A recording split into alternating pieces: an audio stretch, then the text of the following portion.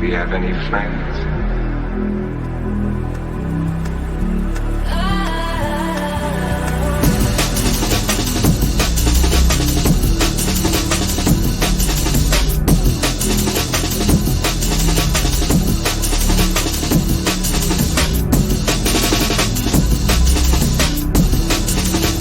Do we have any friends? Now let's see.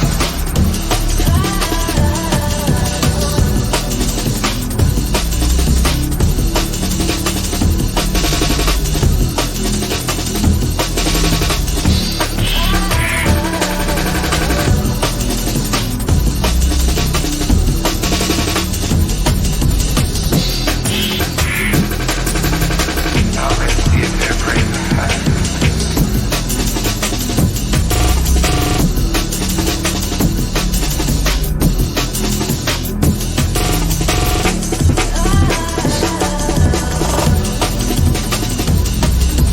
Brave enough.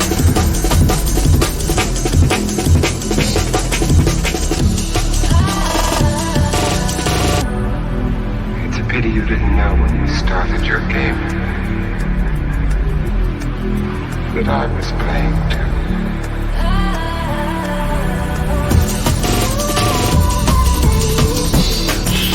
There's no way out.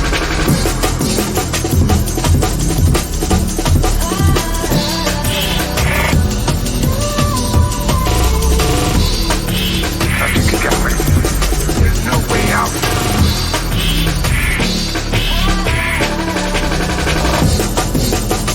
You didn't know. I was playing too.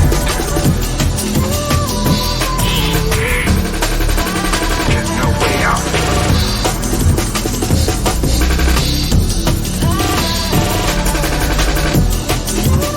Now let's see if they're brave enough.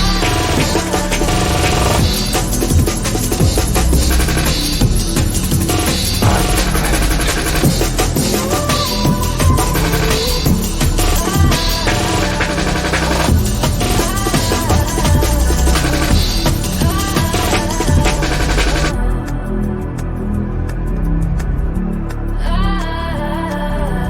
You'll slip up one of these days.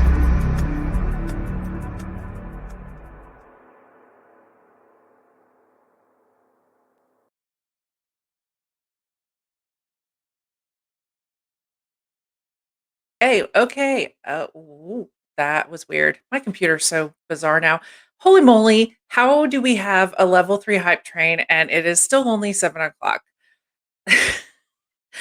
You guys are amazing. And yeah, so I guess I should thank everybody. Hey Shrike, thanks so much for the follow. I'm so glad all of you guys are here. What uh I have to tell you, like, coming on Twitch and doing this stream is absolutely positively one of the highlights of my week. This is something that I never thought I would do in a million, billion, trillion years. And it has turned out to be something so fun and so incredible. So, yeah, thank you so much, Mrs. Pimp for the sub, Grinding Fool for the sub, Walk for the bits, Gouda for the sub and the gift subs, and Grinding Fool for gift subs, and Underground Dance, Darth Liquid for bits. You guys are amazing. You're all incredible. I'm so lucky tonight because GuddahDNB has I mean, you could probably say he actually got up really early because he took a nap after his stream, but this is a absolutely obscene hour for someone from the UK to be here, and I'm just so happy um, that he did because we're gonna have a great time tonight. Base Colony, thank you so much for the raid. That's amazing, Raiders. I'm so glad you guys are here. Yeah, you know what, Underground Dance, this is a um, fam. This is absolutely a fam situation, and yeah, I'm just blown away. Absolutely blown away. I feel like the luckiest old girl, lady, junglist, whatever in the world. Um So yeah. Um, let's talk about oh, Shrike, thanks so much for the bits, you guys. Um, so I'm really actually excited that this hype train happened, not because of me, but because my birthday is next month. And basically every dime I'm making that is at all related to Twitch is going to be donated to two really big mental health charities. In the US, it's going to be NAMI, and in the UK, it's going to be an organization called Mind. Both of them are doing really great work for folks that are dealing with mental health issues. And that's a cause that's very near and dear to me. I'm super excited. So, yeah, all your bits, your subs, whatever, that's all going there. Those links that I just posted in the chat will also take you directly to my Tiltify donation uh, things. I don't even know what to call it, dashboards or whatever. But so you can make direct donations there. Know that that money does not come to me. I never touch that Tiltify money. I have no opportunity to touch it. It goes directly to the charities, uh, which is fantastic and makes me super happy. And it's like the best gift I could ever absolutely have is to help other people. So yeah, Colin, absolutely. This last year, I think, has really brought the conversation about mental health to the front, and people that have never really thought about it or never really struggled with it themselves are all of a sudden getting a real understanding for it. So the need is greater than ever, and the work that these guys are doing is more important than ever. So I'm really glad to help. Um, Forgive me. Good to see you. Thank you so much for being here. Um, Shoot, I feel like there was something else I was supposed to tell you. Oh yeah. This is merch. All caps karaoke. If you see me in No Use for Anger stream, you definitely know what that means. So all the merch money is going to go to the charities as well. I don't have a link for that because I just got bogged down with too many things, but I'm super excited. And yeah, so, if you want merch, cool. If you don't want merch, that's totally cool too. But most of it is all like the emotes. So yeah, that's that. Shoot, what else? Dang. You guys have blown me away, like absolutely blown me away. So yeah, we're gonna get Gouda in. If you have questions for him, you can tag me, you can tag him in the chat. I've got a highlight for it, so we will do our best to get to it. We're here to have a good time. We're gonna keep it loose, and see where things go. I'm super excited. So yeah, let's bring Gouda in. Gouda. Yo, yo. Hello. Hey, how are you? Guys, can you hear Gouda all right? I can, but Check, check. check, check your mic before you whatever, I don't know. Hey, yeah, there he is. There he is. Enjoy that man bun while you can, guys. The man bun is leaving us all soon. It's a bit of a mess at the moment. Hey man, like you have kind of curly hair, right? Like it's not perfectly straight. Yeah. Yeah. Obviously, I relate to the issues around curly hair being a little wild and untamable. It's a little bit like me. Double G, thank you so much for the sub. You guys are bizarre weirdos, blowing me away with your generosity and stuff. Oh, Westub thinks your head is going to feel very light after I you can shave imagine it. it is. I can imagine it is. The last time I Yeah. shaved my head, I was about 12 years old. So that Oh was, my goodness. 15 years ago now, at least. How long have you been growing it?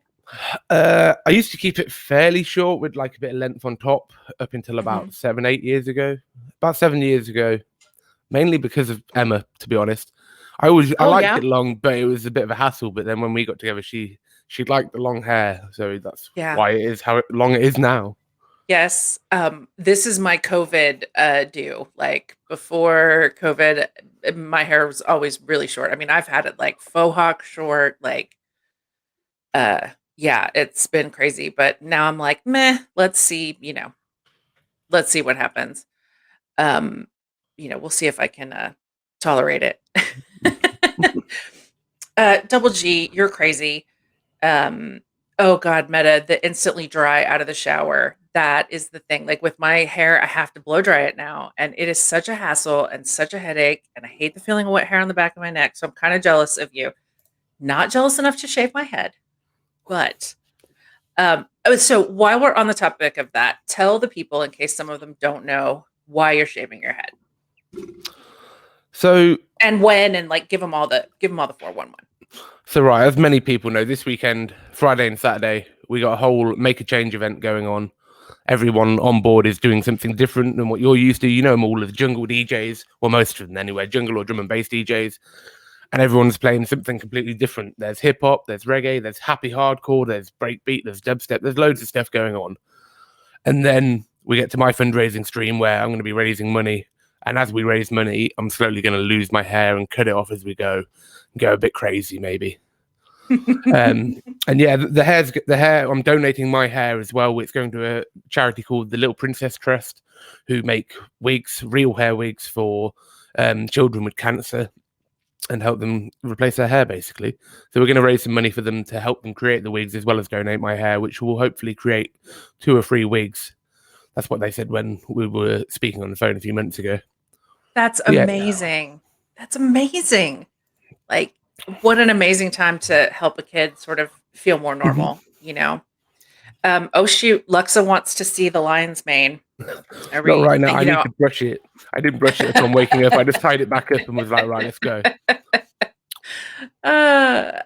Okay, so talk about the kickoff to the stream Friday at is it 6 p.m. GMT? Oh yeah, so this is kind of fallen in. It wasn't how I originally planned it. I was going to do it a day or two before. I didn't want to do a pre-party, but things have lined up, and now I'm doing a pre-party at 6 p.m. GMT on Friday. We're going to have one last night with my hair down. I'm going to get glammed up, put on a nice dress. I'm going to have a shaven W in the middle of my chest for a man like Wesdeb in chat, because he redeemed my channel point redemption to shave something into my chest. And yeah, we're just going to get glammed up and have a wicked night with my hair down before kicking things off with no use for anger. I'm so excited. It's going to be a blast. Now, is Emma going to do your makeup, or are you doing it? Nice. No, no, I'm not doing it. I have no experience doing makeup whatsoever. So that's why I've kind of had to move it to Friday, because she couldn't get the time off work on Thursday. I originally planned to do the throwdown and just full send it in drag. That would have been funny. But so we've just moved it around. It kind of works out well now. So. Yeah. Oh yeah. I think it's a fantastic way to kick it off. I think that's a good draw to like get people in, and then the hype train or the raid train will just carry people along. Like I don't know if you guys have many water parks in the UK, but we have these lazy rivers in the US, and they'll just carry us all away. All around. Luxa, it was the West Dub that saved those channel points, because he is cruel, and that's pretty much who he is. He really enjoys making fun of me in El Hornet's stream, which I super appreciate. But yeah.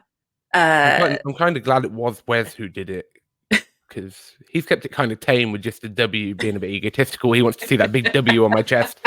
I'm sure there could have been plenty of worse things to be shaved into my chest hair, which we'll find out later down the line when someone gets 150,000 points now. So. Right. Well, I mean, is it egotistical, or is it love? I mean, he wants to mark you. I wouldn't know with Wes. I wouldn't know. He's crazy. Yes, your second choice, Wes. I'm glad that was your second choice, especially since we're kicking off the Little Princess Trust charity event with that. Shoot, there was something I was going to ask you, and I can't remember now. So, okay. So normally on Thursdays you do your full send neuro insanity. Now, I saw you on Saturday do Norbsky's producer battle. It was Mhm. you and Mystery 2K. Mystery 2K did, but this time it wasn't producer. It was like DJ battle. Like you Yes. guys each sort of picked a DJ to like spin in the style of. And Mystery 2K did AMC, and you did Andy C. Yes. Now I understand that Mystery chose first, right? So he picked He did. AMC. Was Andy C your first choice? It probably would have been, yeah. Nice. It would have been. Yeah. You did amazing. It was incredible. Thank Like you. I had the best time. It was I loved the flavor that you brought to it, and oh my god, the speed of Mhm. the speed of those mixes that he is so well known for. But you didn't have a baseball cap on, Like which, you know, there was I don't many know though. Can things. you fit that hair under a baseball cap? Like I'll kind of Not really, no. like, yeah, Not yeah. really. No, I was totally unprepared. I should have been wearing some Ram merch at least, but the only Ram merch I've got that fits me at the moment is currently this jumper I'm wearing, and I did not want to wear a jumper for that. I was sweating about 2 No. minutes into it, and wearing a jumper would have been a lot worse.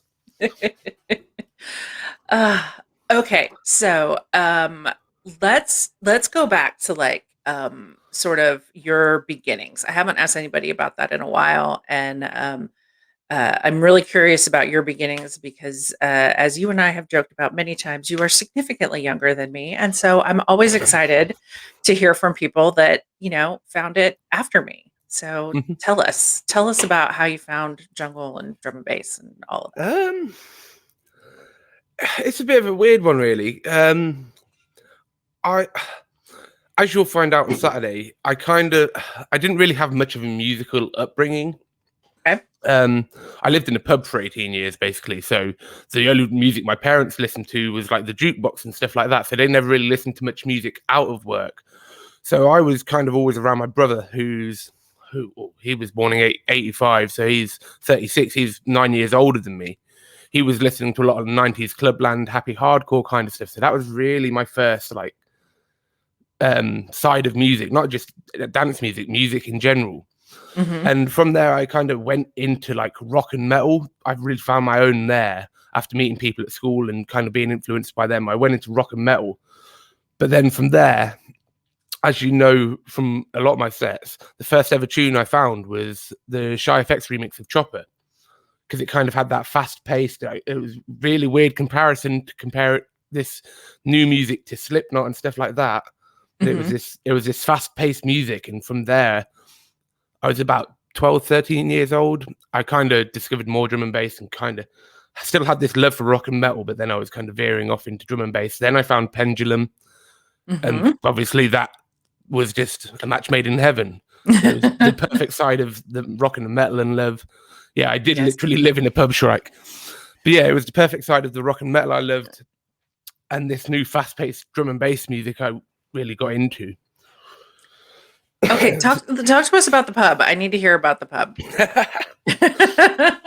What's there to hear? Basically, I just lived in a pub for 18 years. It was all right. Did your parents run the pub, or Yeah, my parents run the pub. They did, yeah, they run the pub. Okay. They ran the pub for 21 years up until 2014. They moved to Spain in 2014 to retire, so they're out there now. Yeah, Nice, very that's nice. That's why my mum is watching every single stream, because she hasn't seen me for ages, because obviously COVID and everything.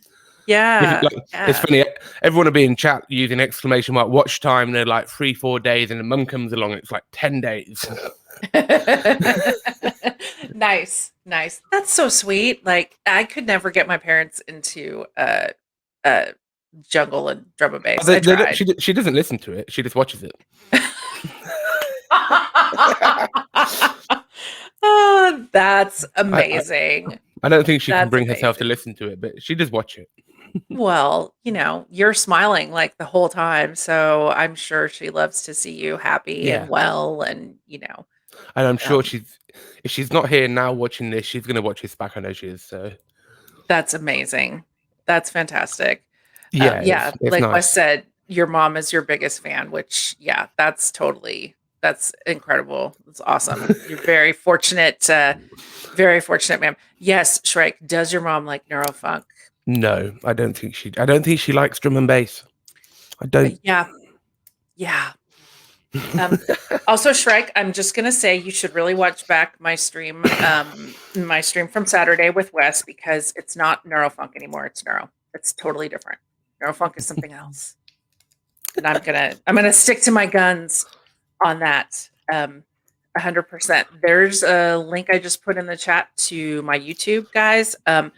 I put it on YouTube because there was only one mute on YouTube. So yeah, everything else is just taking the money away, and I could not care less about that. So it was a good stream. But okay, so you found drum and bass when you were really young, which honestly I'm so jealous of. Like I was almost 20. I was like just shy of 20 when I found it. And yeah. So you found Pendulum. Was that it for you? Like you were done? Or yes and no. I still obviously loved my rock and my heavy metal and stuff. But there was always the love for drum and bass, but it was never something I really pursued much. I enjoyed listening to Pendulum. There was bits and bobs I listened to. It wasn't really until I was about 15, 16 that me and my friends, we started to DJ.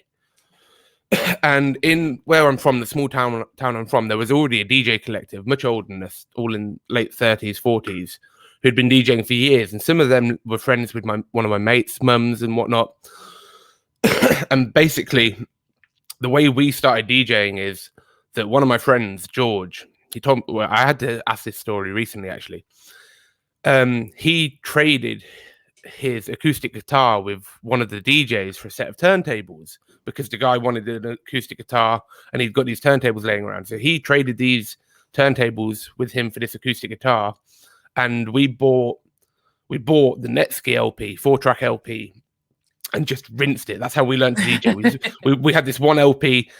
After that, we borrowed a load of vinyls off them and started buying our own. But the group I was in, we were borrowing these drum and bass vinyls, but everyone really gravitated towards dubstep. And we started mixing a lot of dubstep. And as much as I liked dubstep, I was mixing drum and bass at first. And then we kind of like crossed over. They started mixing drum and bass, I started mixing dubstep, and then we just all went together. There was a group of 6 of us who just DJ'd 3-4 times a week in my mate's room. There'd be like 10, 15 people in my mate's room. People would come around and we'd just jam day in, day out for months and months and months. That's fantastic. What a sweet memory. And I love that these older guys were like, sure, you can borrow our records. Yeah, well, absolutely. Like, I mean, because I'm sitting here trying to do the math, and I'm pretty sure a set of turntables was probably more expensive than a guitar. So they weren't great. They weren't great turntables, to be honest. I can't remember what they were exactly. Were they belt drive or were they direct? Oh, they were direct drives. They were direct drives. Fortunately, I did learn on direct drives, but I know a few people who had belt drives, and I definitely played in them, and I definitely don't want to play on them again. No. No. Okay, so you're like 15, you're DJing with your mates, you're having an absolute blast. Did you were you going out to like raves or, anything like that at that point? This is the thing. My friendship group, obviously going through school, people have their friendship groups in their years, and obviously it's just that sort of friendship group. But my friendship group, we were all like skateboarders and stuff, and we used to smoke a lot of weed. We were like stoners. We were kind of like, we all accumulated from different years. So most of my friends at the time were like 2 years older than me. Then there was a few who were like a year older than me. Then there were people that were younger than me. So it was like everyone had their groups of friends. So when some of these guys started going out when they were 18, I was like 16, 17, but I was still going with them. I've got a hell of a beard. I didn't get ID'd. They were getting ID'd going into the club, and I'm just walking. Even back then, you had the beard. Yeah. Nice. Not this much, but I definitely didn't look like I was 16. And the amount of clubs I just walked straight into. There's a place in Nottingham called Stealth, and I was going there when I was like 16, 17. Did loads of raves. It was great fun. Nice. So, who were the DJs you were seeing at that time? Like, what was the music at the events? Drum and bass and dubstep. Nice. Yeah, it was a good Nice. range as well. hmm So, yeah, talk to me about the DJs that you were seeing. My more of my origins in drum and bass were more like jump up, so it was people like Okay. DJ Hazard, Mm-hmm. Original Sin, DJ Hype, whatnot, and then obviously there was dubstep artists. Obviously, fuck the guy now, but we saw people like Datsik and stuff like that, Mm-hmm. and it was great. There was this, like I said, there was this club, and they were bringing lineups in, week out, Tuesdays, Fridays, Saturdays. Nice. I saw Skrillex in there on a Tuesday night before he got massive, before he blew up for £4. And it was him on a Tuesday night before he got massive and went on all these massive tours. It was insane. But I was only 17 then, I think. Wow. Yeah, Wow. it was crazy. So, did you want to be like when you started DJing? Did you have in mind like doing it? I mean, I hesitate to say like professionally, having been a DJ, but like, did you Never. want to do it out? We wanted to play gigs, Okay. but it was never the intention to push myself and become a professional. Okay. I've never had that intention whatsoever. Okay. So, when did you move to doing, gigs? How did that sort of come about? Okay, so where I'm from, literally, where I'm from is called Oakham. It's in a county called Rutland, which is the smallest county in the UK. There's no cities. Up until last year, there was no fast food restaurants. There was a whole sing and dance about last year because they got their first McDonald's in the county, which was it was the only county in the UK without a McDonald's. So yeah, there was not much really going on there. But being like 17, 18-year-olds, we tried to put events on, and obviously there's not really much of a crowd for it there. Mhm. So we were putting events on, and it'd be like 20 of us. 10 of us would be us lot and our friends, and there'd be some other randoms, and we'd just put these small events on. They were great fun, but they never really kicked off. And then we started doing some more events in our hometown, which built up a bit of a following. And it was great fun just putting these events on, small events on. It was always the local crew, but like I say, there was never room to grow in the local area because not many people wanted to go to these events. They wanted to go to bigger events. They weren't really into the small events, the small community events. Mhm. That's what makes drum and bass so great. Right. Having these pockets of small local communities. Mhm. Yeah, Sonic also threw events with no crowd. Yeah, I never threw the events, but my friends did, and yeah, that's like the story of certainly the story of jungle and drum and bass in the U.S. as we were trying to push it. Um, uh, uh, so I know that you have talked before. You and I have talked before about sort of.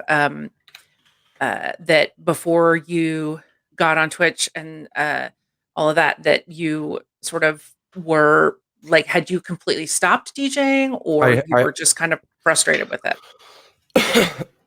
Okay, so obviously talking about not wanting gigs, I'll go into a Mhm. bit more detail about this later on. But Okay. in 2018, I actually had a residency club, a massive club. It was like 900 capacity club in Northampton. I had a residency for a solid 6 months, every Friday, week in, week out. Because it was a student club, that stopped over the summer and resumed again in September. And Mhm. over that year, I just grew to hate DJing. Mhm. Everything about it was wrong. It started turning into a job. The management of Mhm. the club was shit, and just the equipment I had at home, I hated. I hated my Mhm. equipment I had at home, and I was going to this club every week and playing on 4C DJ 2000s, the best Mhm. setup you could get, and it was kind of like I just hated it at home. So that combined with what was happening at the club, it just slowly grinded me on over the year. And by Mhm. the end of that year, I was just done with it. I tried to DJ, and every time I just hated it, and I didn't want to force it because I don't think you should ever force anything. Mhm. But then it got to May, or it might have been April or May 2020, and Eatbrain announced a DJ competition, and we got lockdown going on. I've not been to a rave and whatnot. I've not been DJing, but I thought, fuck it, why not? I might as well. I've got nothing better to doing. I'm literally going to work and coming home, and I'm not being very productive with my life. So I was like, fuck it, let's organize an Eatbrain mix. Let's sit down and force myself to do this, going against what I've always said of not forcing myself to do anything. And I did that, and after that, it kind of just clicked again. Like, as much as I hated my DJ equipment, I was like, I want to DJ, so I was DJing more. And that's when I discovered the drum and bass community on Twitch. And from there, I was like, oh, maybe I could do this. I want to start streaming. Big up to my parents. I will say this. Thank you for all your support. They've helped me in many, many ways.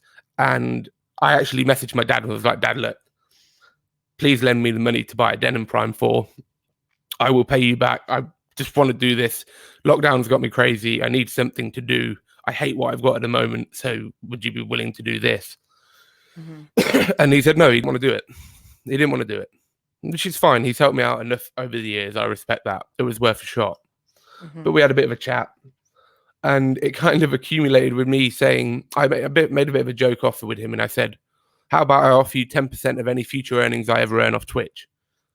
And I'll pay you back a monthly fee. I'll pay you that back, and you'll get 10% of whatever I earn. Kind of jokingly. I never expected to earn anything. And he joked about it. He was like, you really do want it? I was like, of course, obviously.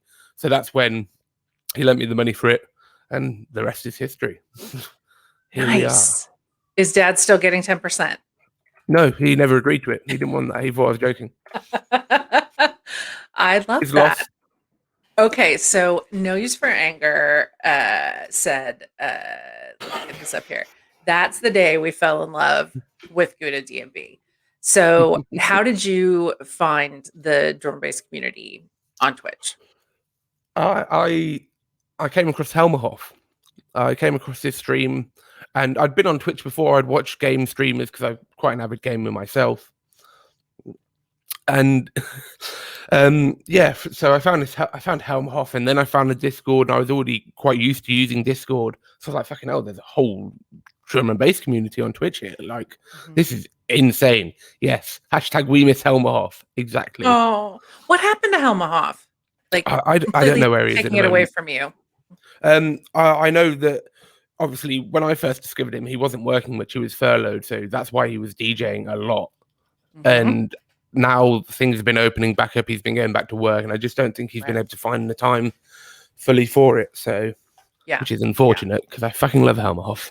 Oh my God, he's an incredible DJ too. Like sweet, wonderful guy, and also incredible DJ.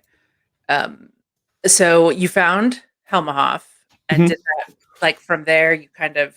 Well, I joined the DNB Discord, the Team DNB Discord, and basically they gave me a warm welcome. Someone said, "Oh, here's the team. Go drop a follow to everyone." So that's literally what I did. I just went down the list and I followed every single person on the list.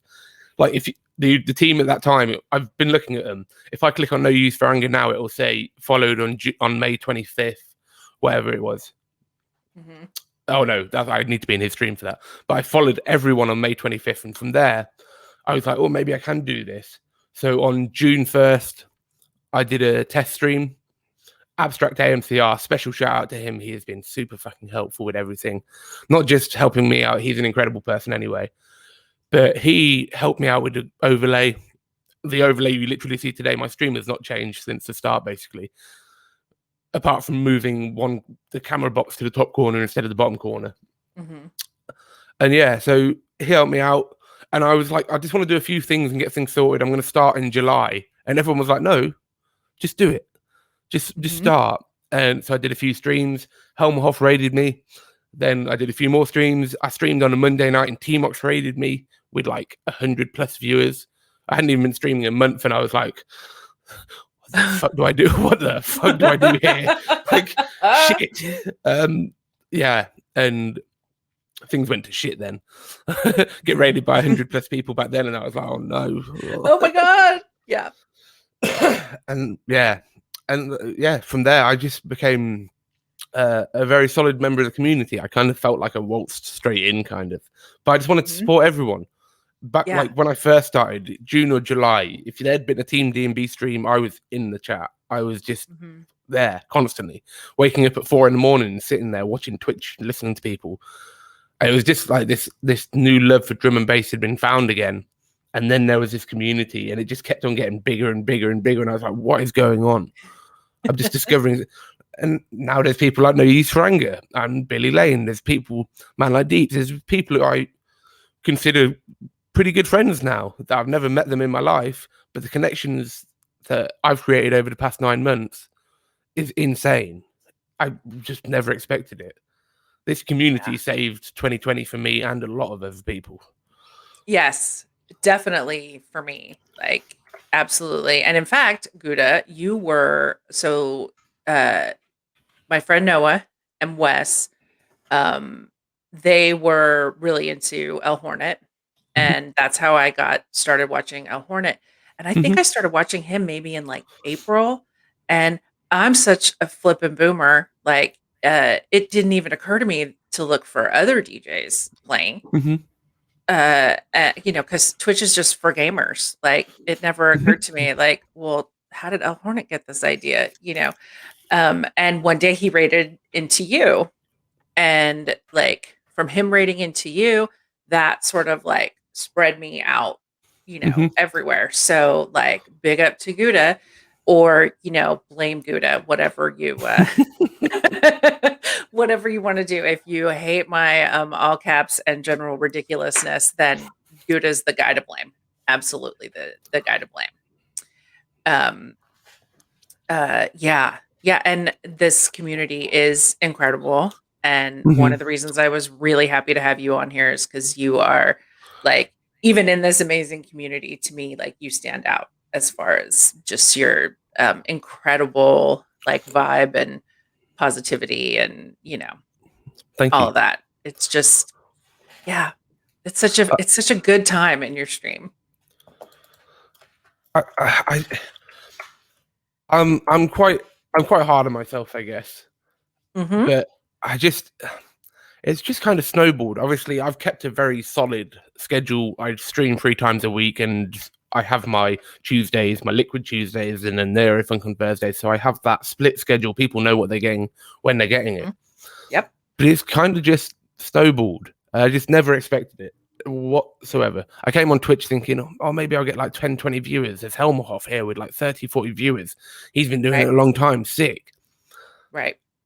And I never expected it. I really didn't. And to this day, it still blows me away. No Use Frank will tell you as well. Well, I was having a chat with him in Crypto Shell, and we were trying to talk about some stuff and maybe work together a bit, because there's no point fighting each other. And I Right. just felt like I was a boy amongst men. I'm just like, these two guys who I saw were massive anyway when I started on Twitch. It was like, now I'm with them and working together, and we're on a similar sort of level. It's like, Mhm. it's crazy. It's crazy. It's crazy. Yes. Yes, absolutely. But, you kind of are a boy among men, young list here. Um, but you have an old soul, and you have, like, I'm always so impressed with, like you and Helma both are like this, that you have a knowledge that goes further back than, let's say, your entry Mhm. into the scene, which is really dope. Mhm. Um, so you recently got turntables again, I know, Mhm. in addition to your Denon. Yeah, And so did you, well, yeah, we already talked about that. You started we did. playing on vinyl. Mhm. So, and when you were doing your residency at the club, you were on CDJs. Yes. So how did you make the transition then from like vinyl DJing to digital?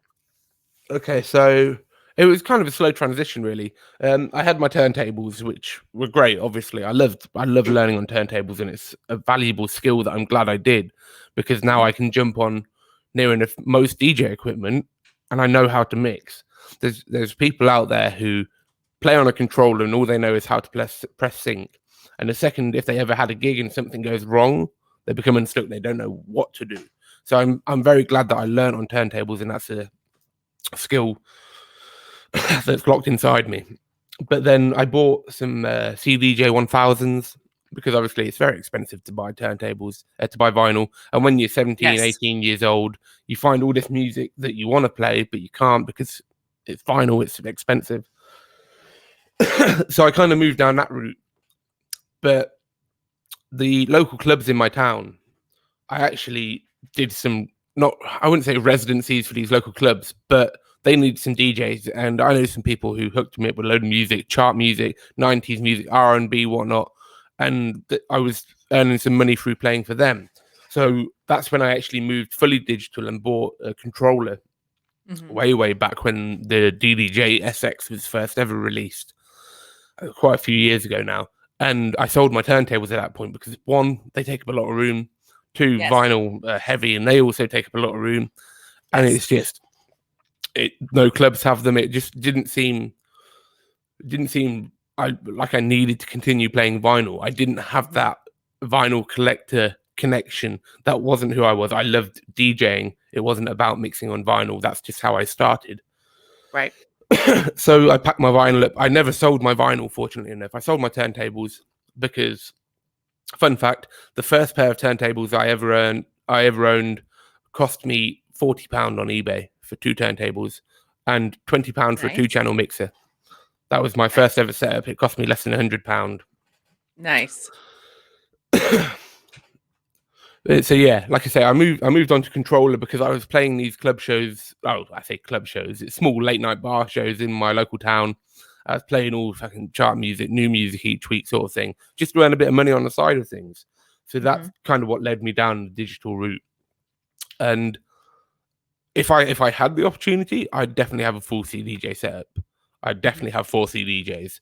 But as you've seen, I'm quite good at multitasking. So having that dual layers in a compact space and being able to mix 4 decks in a small space, if you know how to use the equipment, it's a really good thing to have. Yeah. Well, and I'm sure Emma appreciates the fact that you don't have all the space taken up with 4 CDJs, and yeah. Well, I don't think it'd make much difference. I'd probably take up about 30% of the living room as it is at the moment anyway. So talk to me about, because I have not done this yet. I'm planning on getting a controller soon. Talk to me a little bit about sort of the difference between playing on vinyl and doing it digitally. It's easy. It's so simple. If you know how to DJ, even if you have an understanding of how to DJ, or even if you don't have any knowledge on how to DJ, you could be DJing within an hour on a controller and some good guidance. Because all you got to do is use the technology. The technology of sync is there. If you want help, you can press that sync button, and away you go. Your tracks are synced. That is simply it, basically. But as for, you're going to find it weird. You're not going to have that tactile response of touching the vinyl and slowing the music down and feeling that. You're not going to have that. But honestly, it is really fucking easy. Mixing on a controller is really easy. I don't care what anyone says. But it doesn't matter how easy it is. It's how you mix. Yes. Matching beats may be easy, but there's so much more to being a DJ. Nowadays, anyone can match beats. Anyone. Right. But to have a coherent mix and create a journey, if that's how you want to DJ, or just play all out bangers, it's not as easy as just slapping tunes in to make it coherent. You've got to have some knowledge, and you've got to think about things there. Yeah, programming. Work your way through it. Yeah. Programming. Entity. Big at the cue points. I couldn't live without cue points. Yes. Like, I think that's one thing that is going to be weird for me is like No Use for Anger has talked about this, about like reading the vinyl, and I mean, we didn't have waveforms, but you could look at the record and know, okay, I got a little bit of time. Little bit of time. Oh shit, I got like no time. And yeah, like, and you could see the whole thing at once. Whereas like from what I've seen on displays, it's harder to see like the whole waveform necessarily at once. No. Most DJ software, yes, it has your moving waveform, but it will show you an overview of the whole track. And you can look at the overview of the whole track and see where things are. and go Nice. from there. Yes. But that's also why I use a lot of hot cues, because Mhm. it's a very quick visual representation of where things are. You know, if it's going to be a 48 bar intro, a 64 bar intro, a 32 bar intro, even 16 if you got some heathen producing the music. But Yeah, things are very different now than they were 20 years ago with 64 bar intros on the regular. So what made you decide to get turntables again? Because um, that's been pretty recent, right? Like less yeah, than a month ago. wow, it was a couple months ago, Oh, and okay. then I did a birthday stream for Underground Dance and broke one of them. I hadn't even had it 30 days, and my right turntable, about 15 minutes before the end of the stream, just like seized up. It just became solid tight, which is good. I'm kind of glad it did, Mhm, because I returned it and they couldn't repair it, and it was part of a bad batch. So to get a new batch, they were going to have to wait till June. So I mhm. refunded it. I spent £270 more and bought a Denon VL12 Prime turntable, and it's an absolute fucking beast. Like, the Audio Technicas are okay, but they didn't compare to that Technics feel that I had years ago when I had Right. Technics. But then this Mhm. Denon Prime is like, I need to turn the torque down on it because it's a beast. I can't control it. The torque on it is so heavy. But Oh man. the reason I got turntables again is because I'd got these vinyl in the cupboard, and I never really had much interest in getting them back out. But then Mhm, I come on Twitch and I discover T-Mox. I discover Crypto mhm, Show. I discover vinyls. I discover No Use for Anger.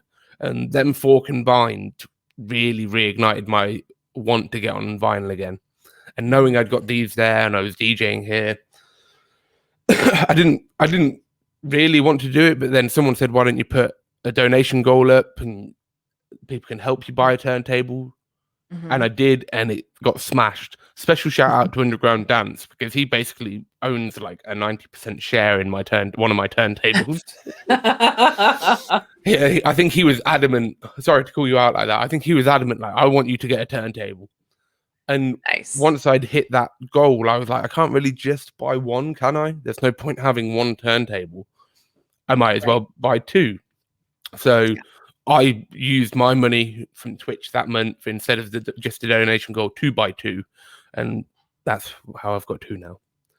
Nice. Nice. You've got the oh yeah, you already said that. Yeah, you got that crazy tank Denon one. That's awesome. Yeah, I've The got one of the Denon. crazy torque.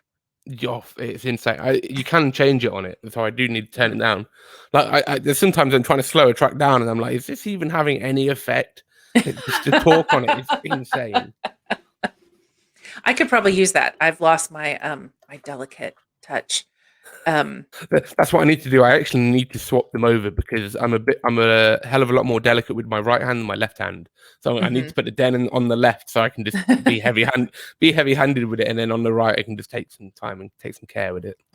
Yeah. Nice. Um shoot.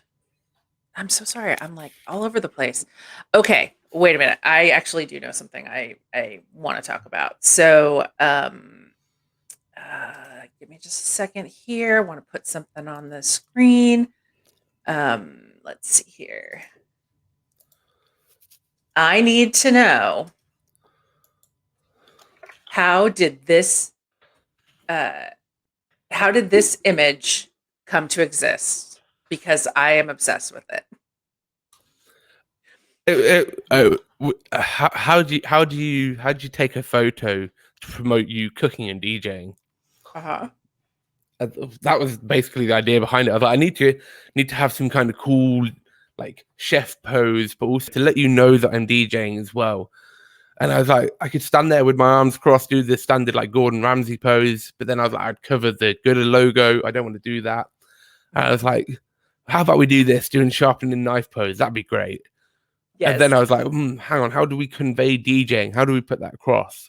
So I just Mhm. slapped the headphones on, and that's how that image was born. And you will not be seeing that image again on any Beats and Eats posters, because we're gonna have to make a new one after Saturday. Nice. I'm gonna have Nice. no hair after Saturday, so That's right. That's right. I might And I might start wearing a chef hat. Yes, I'm into that. Good luck with the. Well, I guess you could put it on top of the headphones, maybe. I'll just Um, get some in-ears or something. I don't know. I'll work it out. I was in your stream today, and somebody had one of your emotes, but it was a fresh one. It was a It new version instead of this one with the man bun. It's it bald. was. There you go. Currently, There it right is. now, it is a tier 3 emote. I only put it there just to upload it, just so I could use it. Hmm. And then Luxa Quinn, big up to Luxa Quinn, subscribed at tier 3, and I was like, wow, okay, that's my first tier 3 sub. But it's a good shout. If you want that exclusive emote, that's fine. I am going to change it on Saturday and put it into tier 1 over the weekend, so Nice. people can spam the hell out of it. It's all part of the event, isn't it? Yes. But then I Um, need to work out what to do for Luxa. uh-huh. He's subscribed at tier 3, which is insane. So I need to give him something special to use. Yes. That's I think I need to make wow. a good Kappa emote, or as me and No Use were discussing, the lull emote on Twitch looks like me. So we need to make a good lull emote, I think. Yes, I'm into that. I'm fully into that idea. So when did you do the first Beats and Eats? Because I feel like maybe I found you shortly after the first one. It was the first one tacos? It was the Okay. first Beats and Eats is its own special entity. If you weren't there for it, you missed out on a treat. That stream, I wish I could have carried on like that. I really wish I could have carried on like that. I'll go into more detail in a second. But Yes. with the way it was in that stream, I'll just explain. Basically, we we had a couple of things going on. Because it was tacos, I had tequila, and people could pay for me to drink tequila. It started off at 200 bits, and there was a 10-minute timer on it. So it was 200 bits for a shot of tequila. Then it went up by 200 to 400, then to 600, then to 800. But there was a 10-minute timer. And literally, I started streaming. People were like, here you go. Here's your first 4 shots. And I was like, okay, right. Oh, whoa, wait a minute. So, 4 people could do it at once? No, Or 4 okay. people basically donated, and it stacked up. And I was like, right, guys, I'm taking my time here. We've got to make it through the stream, but I'll get to it. So through that, we ended up. I said it was going to be a 10-shot limit because 10 shots of tequila is pretty good going. But then it Yes. got to 10 shots. Someone paid 2,000 bits for me to take a shot of tequila. Fine. If they want to pay that, that's fine. But then they paid for it 4 more times. I kind of broke the rules and was like, fuck it. If you guys want to pay 2,000 bits, you can do it. So yeah, that happened 4 times. I ended up drinking a whole bottle of Patron, 350 milliliters, ended up drinking the whole thing. But also, you could make me dab the bomb. I don't know if you know what the bomb hot sauce is, but it's No. probably one of the worst hot sauces I've ever tasted. Like there's hotter sauces out there, but this one just tastes it's so incredibly bad. So incredibly bad. And people could donate 500 bits to make me dab it. Mr. Wes here took a liking to that and was like, here you go, 500 bits, causing you pain, 500 bits. So yeah, the first Beats and Eats, I didn't even have 500 followers then, but I think I had like 100 plus viewers during it. It was mental. I drank a whole bottle of tequila. Surprisingly, didn't make a fool of myself. And it was just insane. But I couldn't really carry on with the making people pay for me to drink. It was too close. Yeah, Wes did spend a lot of money on hot short sauce. But the being paid to drink was too close to Twitch's TOS about drinking responsibly. Because I know I could handle 10 shots of tequila, and that's why I put a timer in there. Mm-hmm. But after speaking with a few people, it was just too close to someone picking that up and going, well, he's drinking dangerously. He's getting people to pay for him to drink. It was, yeah. So that's why I never ran with that idea again, as much as I really would like to. That was a hell of a money earner stream. I'd been on Twitch. I'd been on Twitch a few months, and I was like, I made like £150 off 1 bottle of tequila, and I was like, what the fuck happened today? Okay, what is I mean, I know what hot sauce is. I've watched Darth Liquid take a billion shots of hot Hmm. sauce. What's a dab of hot sauce? Oh, it's just I mean, just taking a dab. I oh, was just putting the bottle on the end of my finger, like turning it upside down so oh, my finger okay, could, okay, and then just okay, dabbing it like in my mouth. Yeah. okay, okay. Oh my lord. Oof. Okay, so this hot sauce is trash, as you and Wes have made perfectly clear. Is it very spicy? Yeah, it's disgusting. It's literally, it tastes like ass. No, I can't even do that to ass. Ass tastes okay sometimes. It tastes, it tastes fucking disgusting. It tastes fucking disgusting. But it's not the spice. I've had hot sauces. I have had hot sauces. But it's the fact. It's the fact. It's like taking a punch from Mike Tyson in the fucking in the mouth. It's just like that. It's immediately just fucking disgusting. Yeah. It's 2 million Scoville. I don't know how Whoa. hot it is, but all I know is it's fucking disgusting, and it's still in my Well, fridge. yeah. It's been in there Darth, since Liq- last. It's been in there for Darth ages. Liquid's here, so I'm sure he can tell us what its score on Yeah, it is. the scale Don't is. Ah. don't ever buy it. Like I love a good hot sauce. There's a place near me that does this thing called the Wing Sting hot sauce, and it's like a journey. It's made with Carolina Reaper. It's insanely hot, but Mhm. you taste it and you get the flavors, and then the heat comes, and it comes, and it just doesn't stop coming at you, but it's slowly, and it's nice. It is really nice, but then the bomb is just like, why? Who made this? Why? Yeah, Okay, it's not so nice. yeah, Darth tells us it's 200,000 on the on the Scoville, which no, thank you. Um, I, he has agreed to come on, and I can't wait to have a large hot sauce discussion with him about that. Okay, but like, well, let's rewind here a second. Uh, it it tastes worse than ass. It's hot as fuck. Why is it still in your fridge? I, What are you I, I planning on doing with it? it comes in handy. Okay, so I'm a bit of a prick sometimes. Me and Emma play jokes on each other sometimes, and there's been a couple times I've got her with the bomb. There's yeah.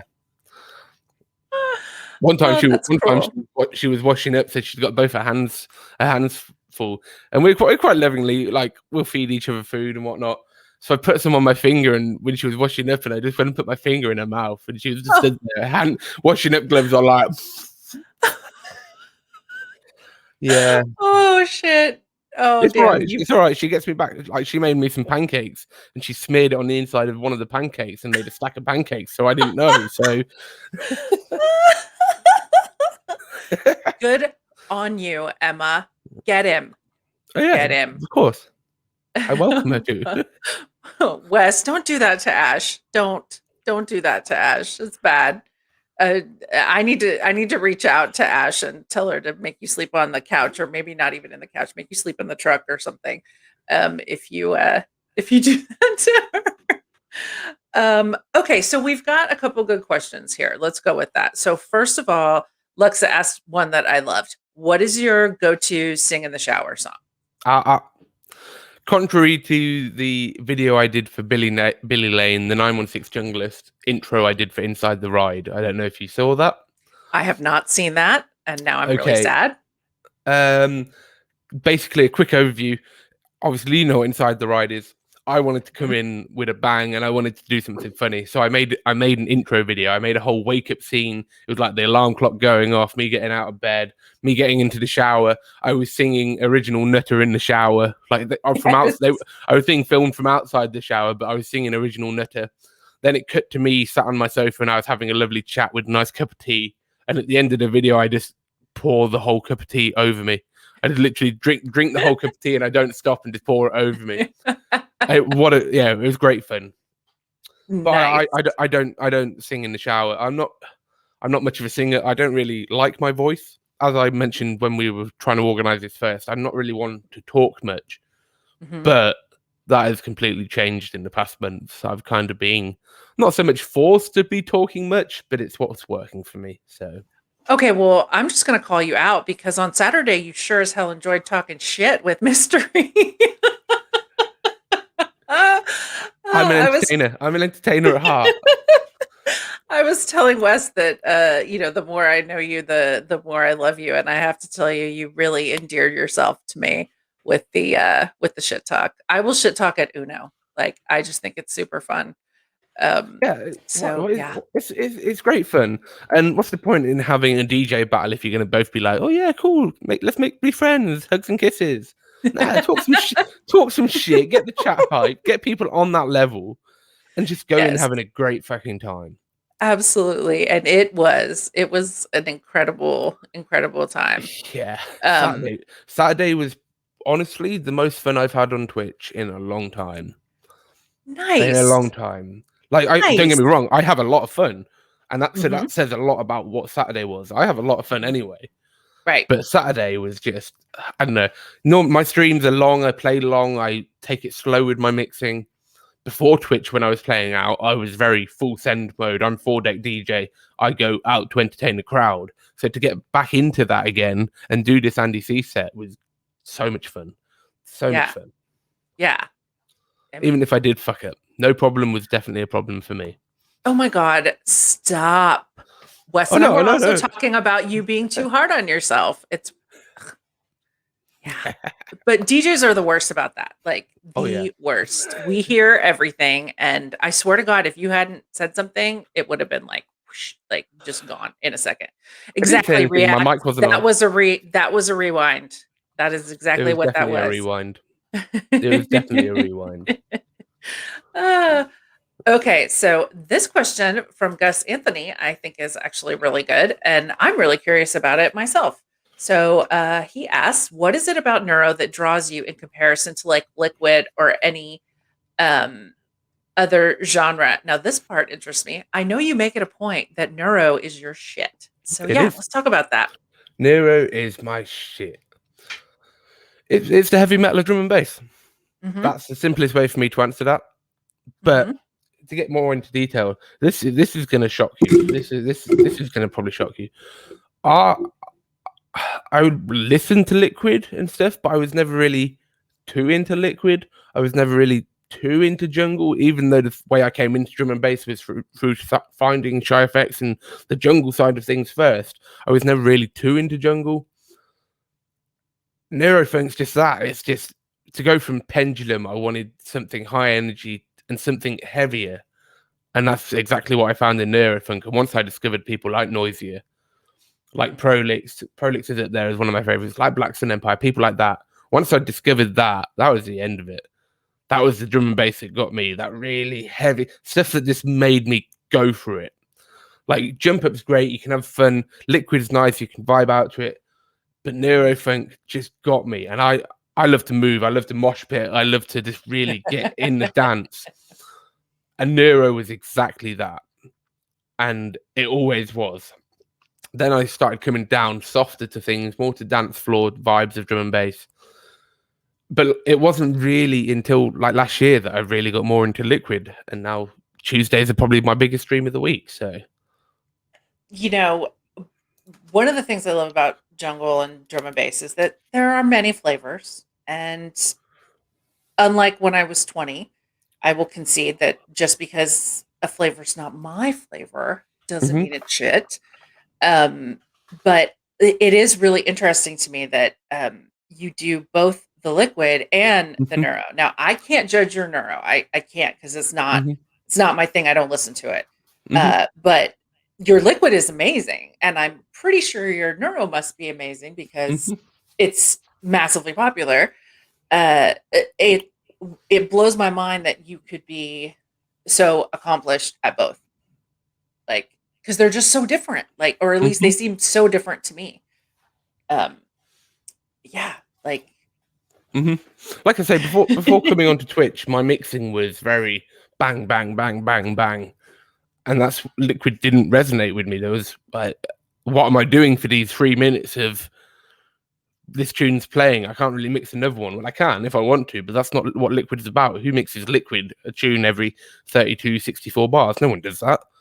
right. So I have a very short attention span as well. I'm very bad at concentrating. So that's what was great about neurofunk and the heavier styles, I could send it and I could be doing 3-4 things at once.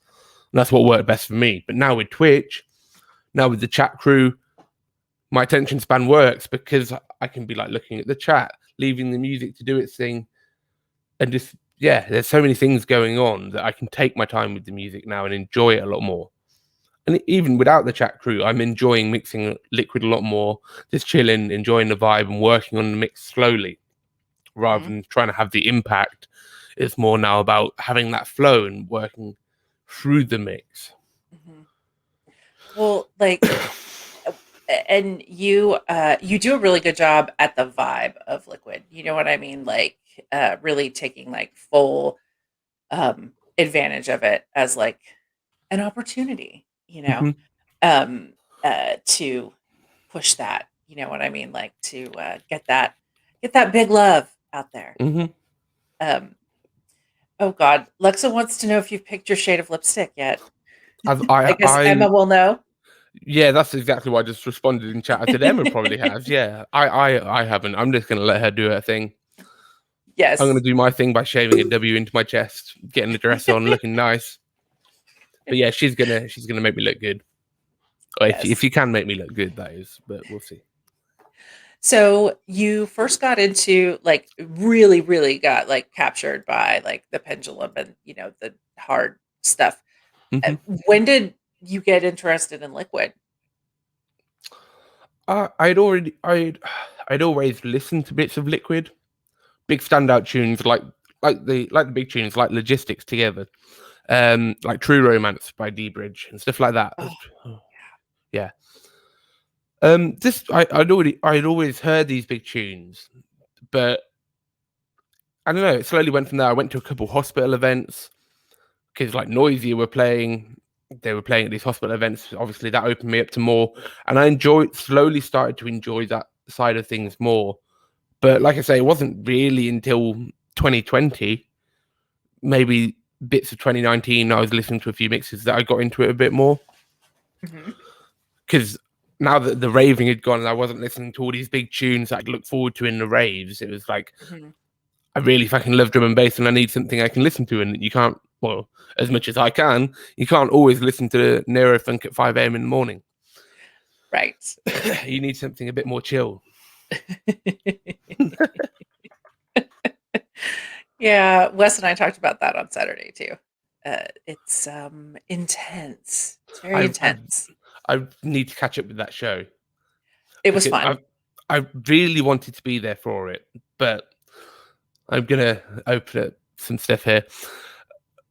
Like I said on Saturday, I was seriously underprepared for that Andy C stream, and that's exactly what I was doing while you guys were doing that stream. I was working on my mix. I didn't have a mix Saturday morning. And that's what I was doing throughout your stream with Wes. I was getting my mix ready for that event. That's how underprepared I was. Oh, stop. I didn't practice it or anything, but yeah. Well, if that's you underprepared, I don't think I'm ready for you prepared. I don't think I could handle it. For sure. Wes, I wish I was unprepared for anything. Yeah, come on my stream. That's how I roll, apparently. I like to say that I'm exploring flexibility, like not the crazy insane need to plan that I've always had in my whole life. So okay. What made you decide to do beats and eats? I meant to ask you about that when I was asking you about the picture. Like what made you go, yeah, I should DJ and cook a gigantic meal at the same time? It came from the chat, basically. Okay. I don't know, when did I move my camera angle and stuff? But basically, when I first started streaming, I was rotated 90 degrees. So instead of having my back to the wall, I had my left-hand side to the wall. And you could see the kitchen behind me. You could see the kitchen, because my flat is small. My kitchen is literally like there. So you could see the kitchen behind me, and people kind of joked about doing a cooking stream. And I was like, yeah, I'm okay. I can cook, but I wouldn't consider myself a great cook. I just like to cook, and I can cook a good range, but I'm not like top quality cook or anything. No professional. Don't have any background in cooking. Mhm. And then I toyed with it a bit, and then I don't know who it was, or I can't remember exactly, but basically there was some talk about why don't I do a cooking and DJing show. Okay, I like the idea of this. This could be interesting, Mhm. and I can multitask. I was always pretty good at multitasking, and I thought, fuck it, why not? I've never cooked and DJ'd, but whoever had that idea, why would you do that? But it could be interesting for Twitch, and that's where Beats and Eats came from. I went over the top. I made far too much food, and it was just mental. It was just insane. And I don't think if the first one hadn't have gone so well, I Mhm. don't know if it would have carried on so well. But people loved it. And that's it. Yeah. I set a 500 follower goal. I said every 500 followers, I'll do it because I'm not going to Right. grow that big. I didn't think I was going to grow that big Right. Or that fast. or that fast. Yeah, I didn't even have 500 followers when I did the first one because I was like, "Fuck it, let's do it. I don't need to hit a goal. Let's just do it." Mhm. But that's when I decided, obviously near the end of the year, to take it monthly this year because you never know. You might get more than 500 followers in a month. Who knows with the internet? Someone said Yeah. something to me that you might blow up and you might get 500 followers in a day. Are you going to do another Beats and Eats the next day? No. Right. And it was Beats and Eats was the only thing in my schedule that wasn't secure. I've got my Tuesdays, I've got my Thursdays, I've got my Saturdays. Beats and Eats was this random thing that might happen when I hit 500 followers, and when I don't know. So that's why it's now monthly, and I can have it on the last Saturday of the month. Mhm. You know what you're getting and when you're getting it. Yes. Okay, so obviously, as an American and a Texan, my love for tacos is indescribable in its Mhm. massiveness. What made you decide on tacos in the UK? It's difficult for me to like. You struggle to get good tacos here, and if you do, they're so expensive because it's like upmarket street food vendors, which Okay. upmarket street food, no, it doesn't go together. Street food is street food. It should be real through and through, not like prim and proper, if you know what I mean. Yeah.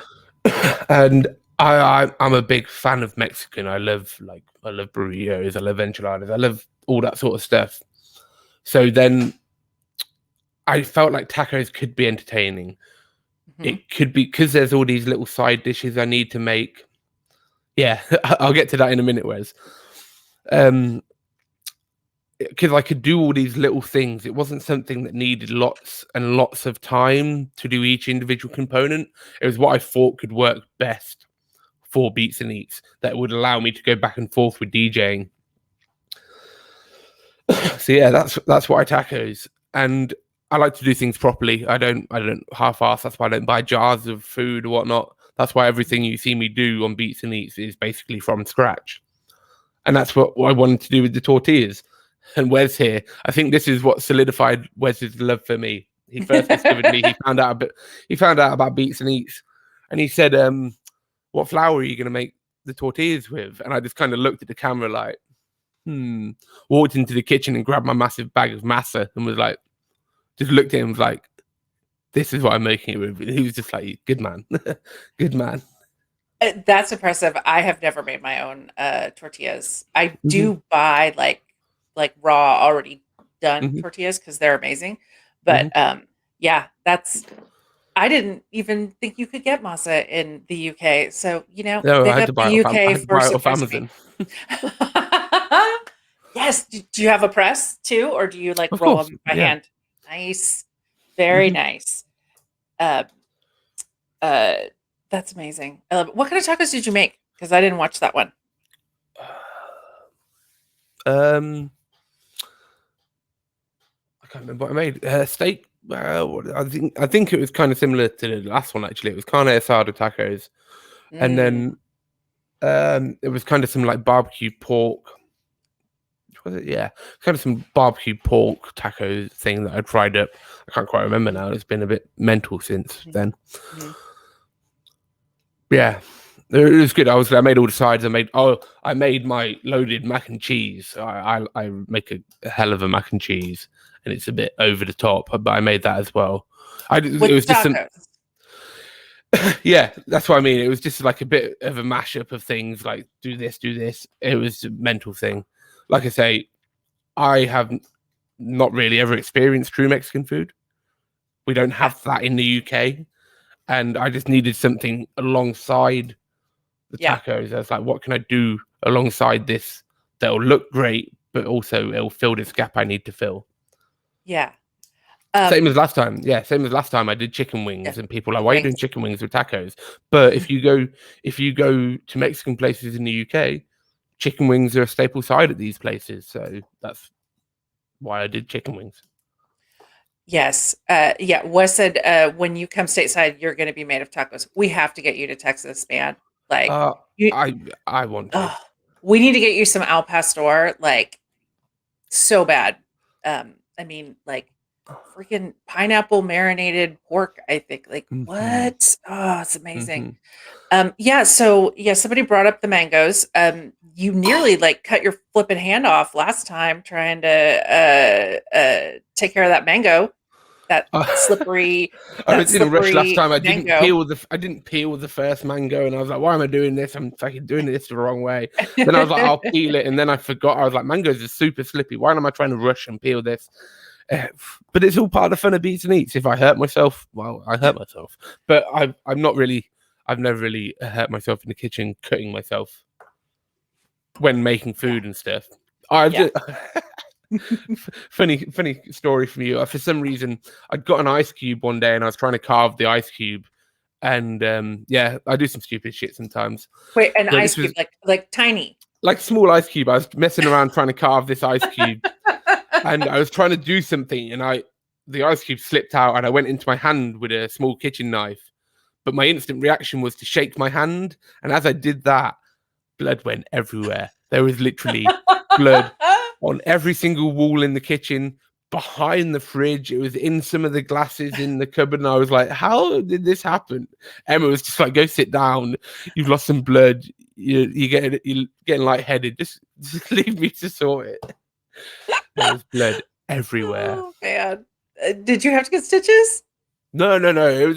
It was probably about 1.5 centimeters wide. It was a clean cut in my hand, but it was just the instant reaction of shaking my hand. Blood went everywhere. Oh my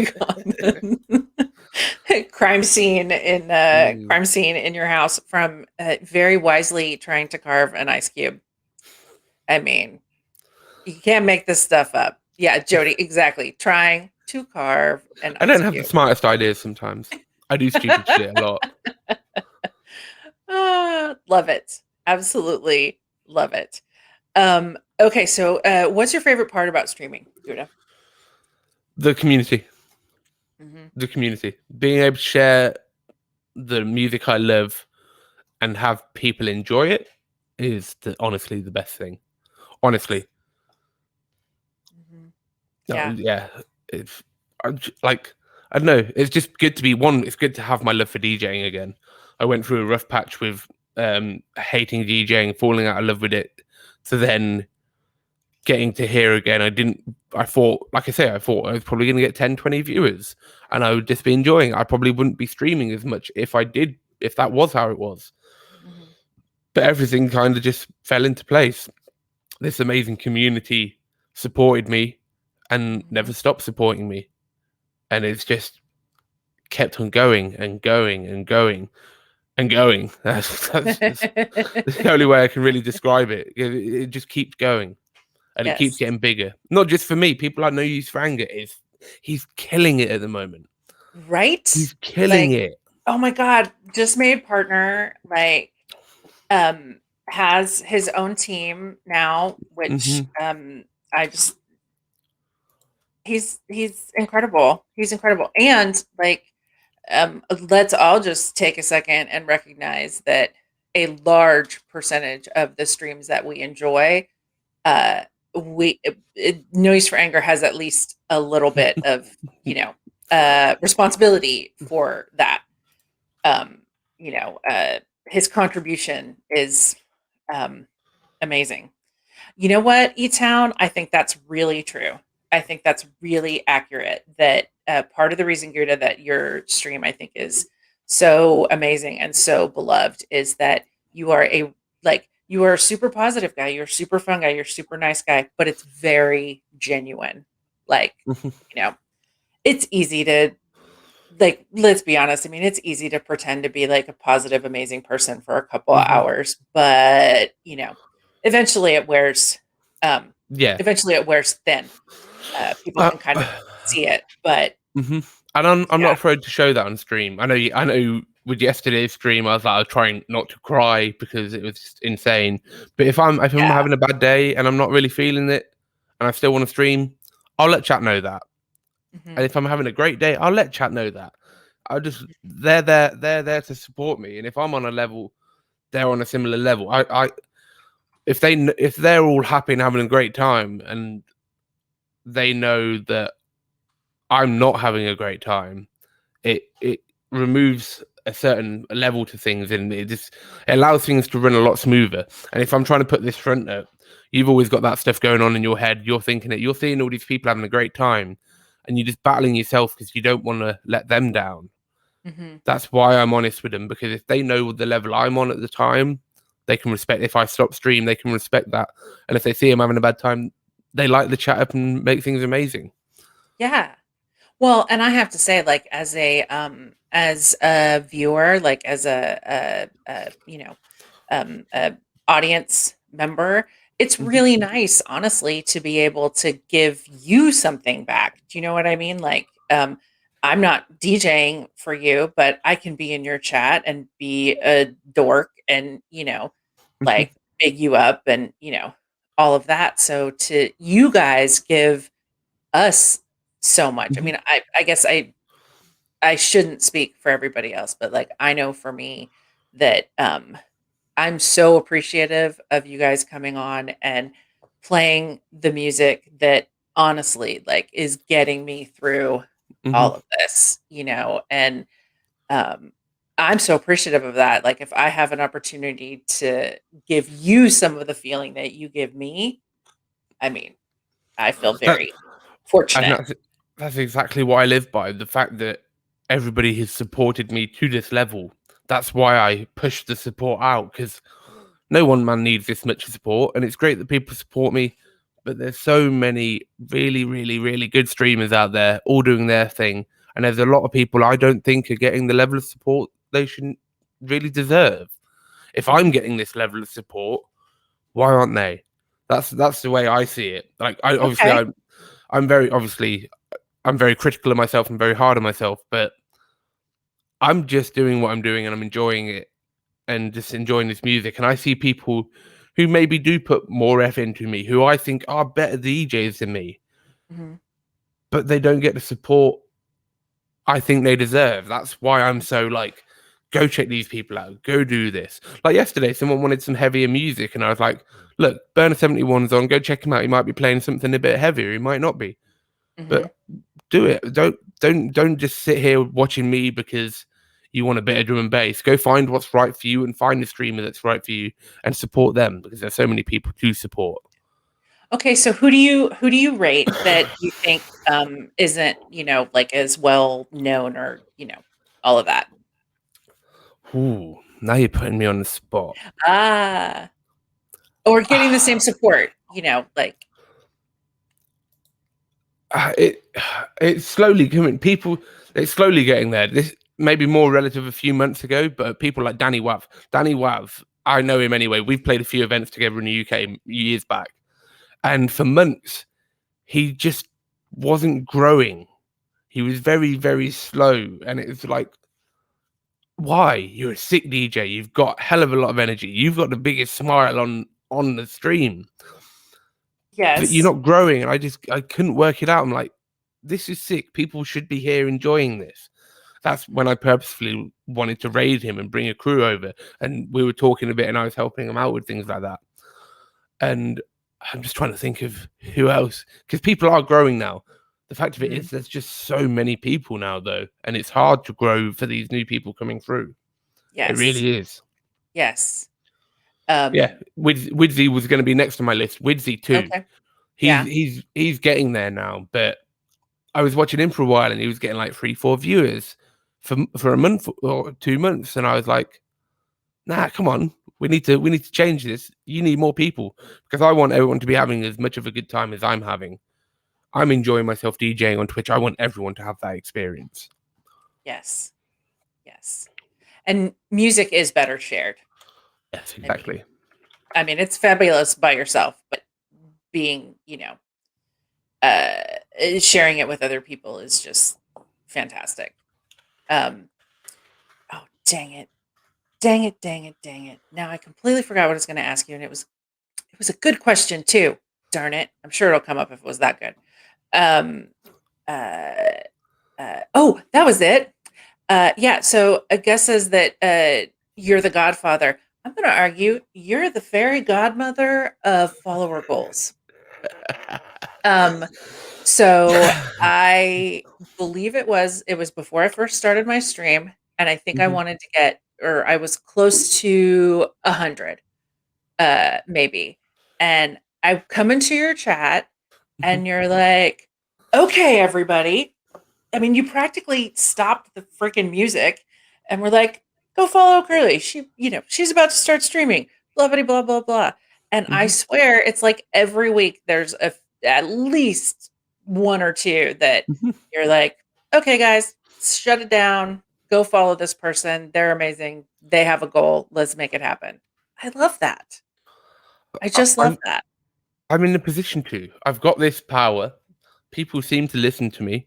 Like Uh-huh. I tell them most times, like, you don't have to listen to me. You don't have to check this person out. Mhm. But let's share some love. Go check this person out. Give them some support. Drop some follows, and make sure you do check them out, because everyone needs that support. And like I Right. say, I'm in this position. Like, the support I get blows me away. I never expected to get to this level. So now I'm at this level. I've got to use that power in a good way. I want to forward that support onto people and Mhm. help them out. Yeah, you and I were talking about someone that really helped me out with something. And I was like, how do I repay that? And I Hmm. loved what you told me that, you pay it forward. And that's a really good, I think that's a really good attitude to have. Uh, yeah, I that person. I don't. I know. I'm going to drop the name here. Anyway, that person. I helped them out today. Anyway, Mhm. he DJ Yes, Erock you raid did. Yes, you did. DJ Erock raids through my stream a lot. He always brings the crew. He does his lunch break hour, and he always brings the crew. And I fully intended to go to 7 p.m. today, like I normally do every day.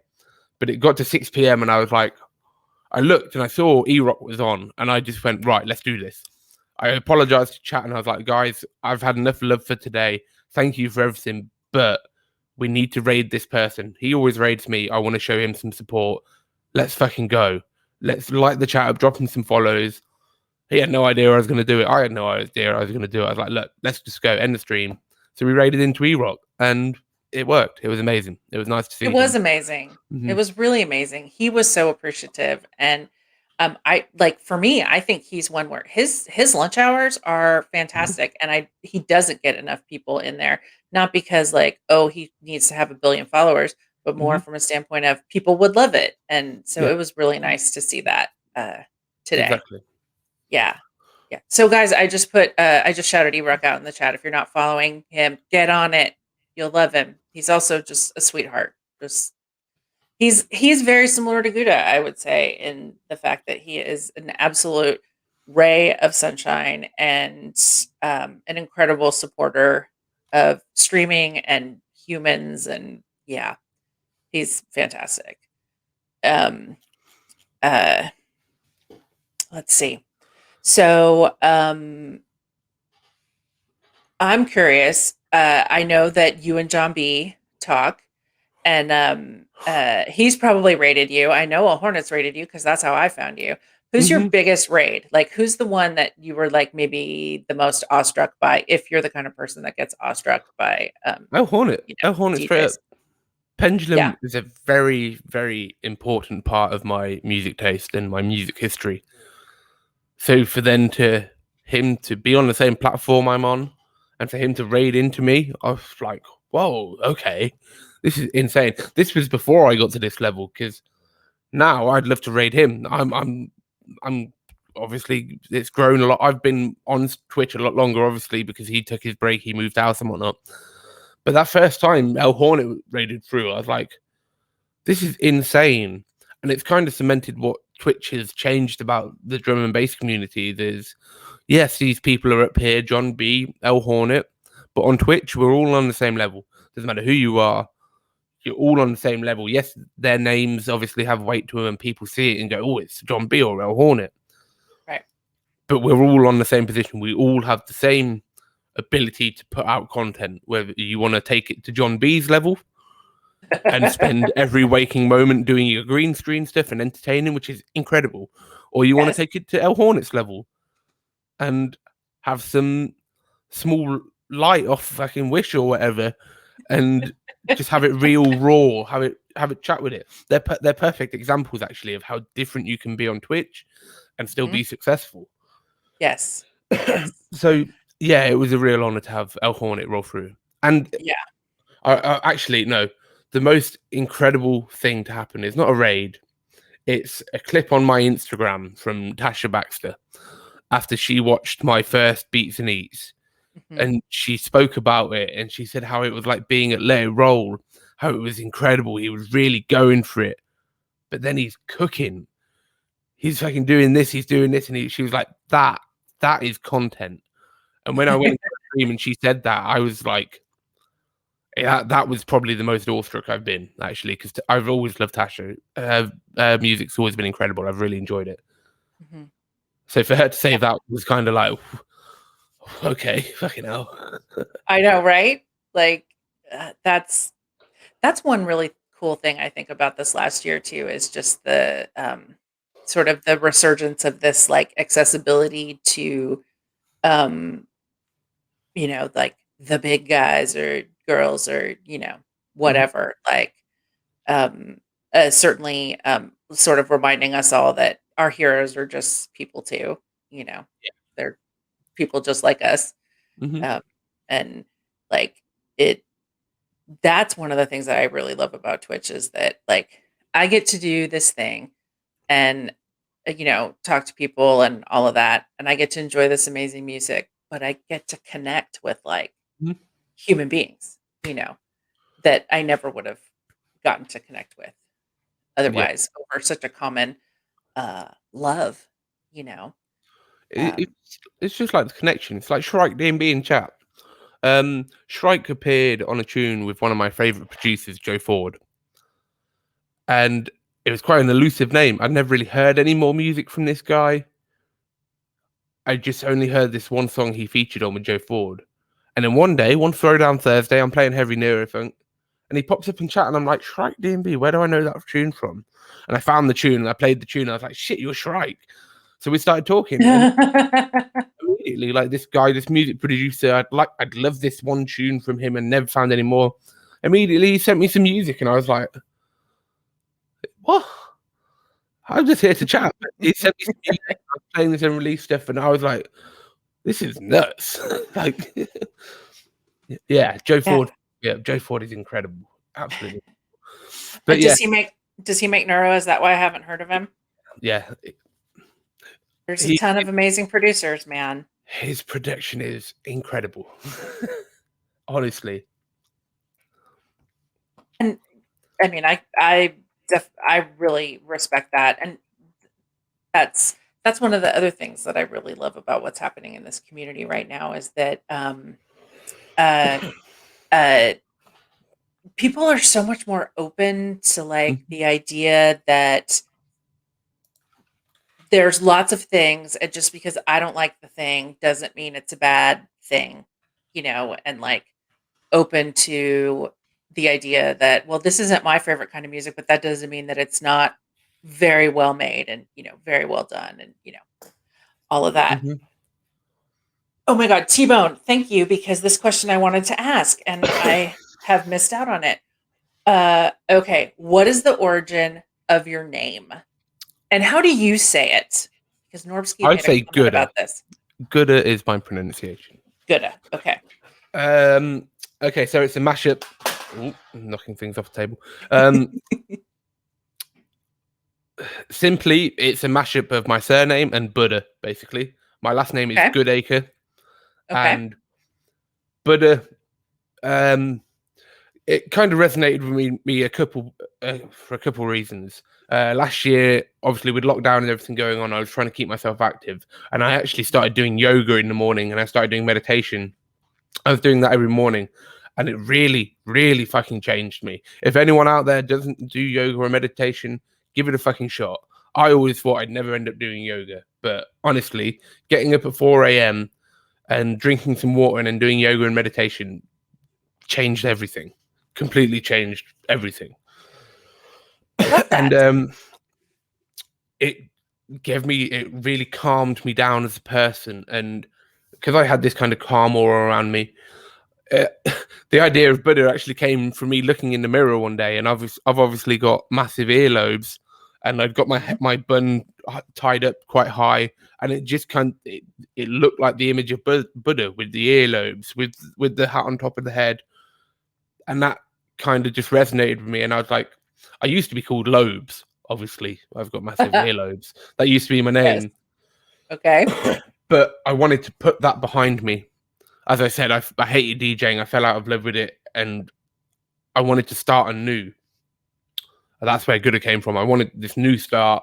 I wanted to put Lobes behind me, and if I was going to do anything with this, I wanted to carry on down this new route. So that's where Goudah comes from. Nice. Nice. T-Bone also wants to tell you that he loves your aprons. Big up I T-Bone. love Thank your you.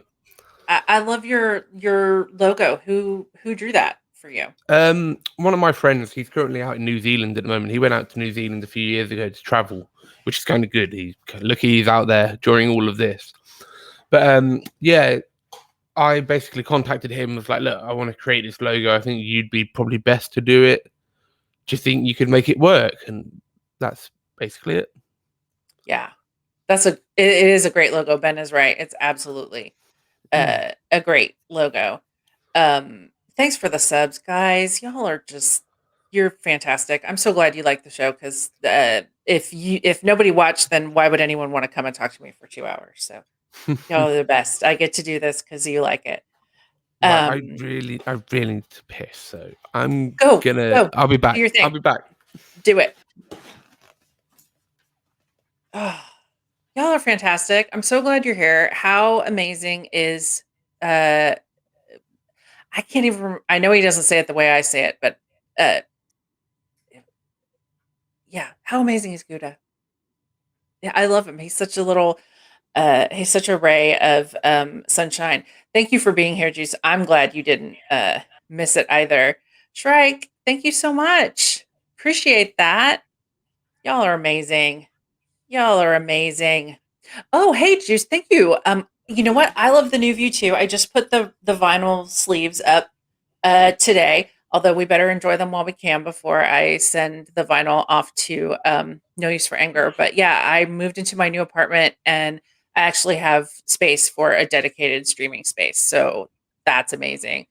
And I don't know if I'll ever stream me DJing, but that shelf right there is where my controller is going to go. So I'm super excited about that.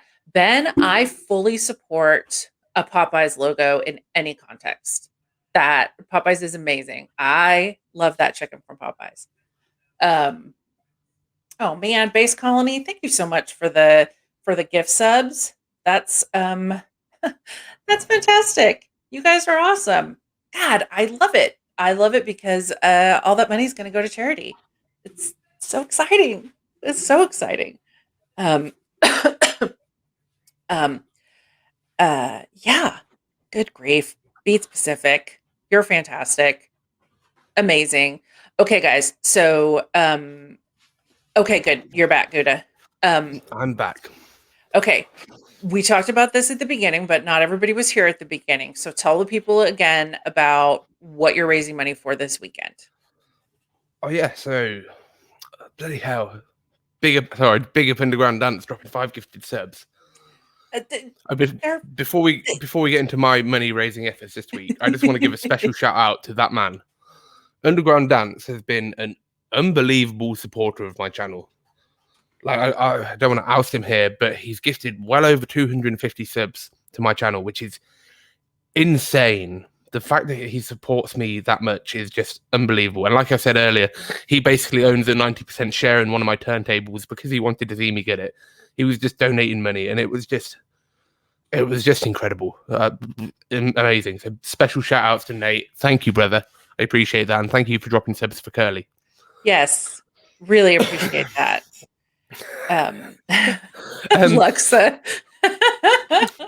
The emotes you don't get to see. But right, so this weekend is good as Make a Change fundraiser. And honestly, I didn't say this earlier actually, but the reason I'm doing it is because I wanted to do something crazy. I wanted to top doing 24-hour streams, top doing a 30-hour stream, and I didn't want to tie doing a charity stream into long streams because I feel like I'm going to do some more of them, which I am doing. I'm doing a 40-hour stream soon. So I wanted to do something crazy. And what do you do? What crazy thing do you do to top doing a 30-hour stream without making yourself look like a fool? Mm-hmm. So I decided to shave my head. So once I'd made the decision to shave my head, I searched a few charities. I was looking where to go, and I decided the Little Princess Trust was where I wanted to raise the money for. Their cause seems really cool. It can help some kids who have had cancer, because I can't imagine how horrible that must be at that age, to go through something like that and lose your hair. It must be horrible. So I've got 7 years of hair growth. Lockdown, I can't get a haircut. It's getting unruly. Let's fucking do it. Let's just shave it all off and donate the hair and raise some money. And I love the community, so I didn't want to do this on my own. And that's when I had the idea for the Make a Change fundraiser. I'm making a change, so I want other people to make a change. But what can I do? And that's when the idea of making DJs play other music that you aren't used to came to my head. Yeah. And I was a bit worried at first, actually. I was a bit worried about asking people to get on board with a charity they probably don't know much about. And people, especially the other side of the pond, helping a UK charity, I was a bit worried at first. But again, Abstract AMCR, I spoke with him, we spoke about it. He said, just ask him, people will be up for it. So I did. And everyone, every single person I asked was like, yeah, cool, let's fucking do this. I really want to do this. So that's how we've ended up with the Make a Change fundraiser. That's why you've got No Use for Anger playing hip hop and reggae. That's why Billy Lane's doing a reggae set. That's why Matty B's doing a happy hardcore set, which is going to be incredible. Yes. Yeah, I can't wait. It's going to be funny. But I'm not going to run through everything. Yeah. I'm not going to run through everyone. But then obviously we get to my stream. And originally I was just going to do my normal stream with shaving my head and raising money. But it's not right that everyone else is making this change in music and playing different music. So I don't know if you know this, but the first three hours of the stream are going to be a history of Guddah. I'm going to play you the 90s clubland that my brother listened to and that I first got into. I'm going to play you some of the heavy metal and the rock I listened to. I'm going to show you tunes that influenced me over the years and brought me here to where I am today, whilst also shaving my head. I'm so excited for that. You hadn't told me that. That's fantastic. Oh, man. Yeah. I'm so into that. Well, I have to tell you, I was really honored that you asked me to be a part of it, especially I'm really honored to get to talk to you right before we go into, your set to really, push the charity and close it out. Like, I love it. I'm really, really happy. I have to tell you, I think that a lot of times when we feel weird about asking people to help us or, whatever, I think we got to think about it from the other direction that by not asking, we're denying people the pleasure of participating, in our thing. So, yeah. If I had my way, there'd be fucking 200 DJs on board with this event. But I didn't want to go too over the top, and that's why I kept it to 24 hours. And I've got not all of them, but some of my favorite DJs and some of my favorite people on Twitch. I've just got them together, and I wanted to do this. Yes, it's a great lineup. It's absolutely incredible. It's even pushed No Use for Anger to get onto DVS, which is incredible. Yes, he's playing digital.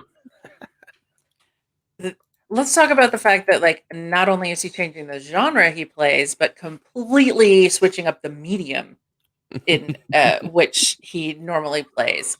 But I'm excited that this is something that pushed him in that direction, because it just expands the wonderful music that he can share with us. And don't you be nervous. No Use for Anger. Don't you dare. We love you. You're amazing. I'm gonna make him more nervous. I don't know how many. I don't know how many of you lot know this, but there's kind of like a secret goal behind Saturday, behind the weekend. It's never gonna happen, personally, but I agreed that if we magically somehow raise £50,000, I'll shave my beard as well. And then No Use for Anger chimed in and said he'll shave his chops as well. Not that we're ever going to do it, but if we somehow magically hit £50,000 in donations, you never know what happens with Twitch. It's a mental world. Me and Katch are both going to shave off our prized facial hair. Not that it's going to happen, but if it did, I'm happy to lose my beard. I don't know how happy he is to lose his chops. If I had $50,000, I would absolutely pay it to force No Use for Anger to shave his chops. Although, man, I don't know. You know, they could be the source of his power, or they could be like, you know, like the limit to his power to keep it from, you know, being too big for the rest of us. So, yeah. I have no intention. I have no intention of mentioning it until we hit the top goal. Once we hit the goal, it'll kind of unlock this joke. I say joke, but who knows? Who fucking knows? Secret Structure says that your beard and No Use for Anger's chops could join Men Like Deep's mustache in his crime fighting, or, you know, whatever. I love that. I absolutely love that. Big up to Secret Structures. If you lot in chat haven't checked out Secret Structures and his music, yes, go do it. Some amazing tunes. The Secret Structures has also started streaming, and so hey, thanks No Use for Anger. You beat me to the shout out.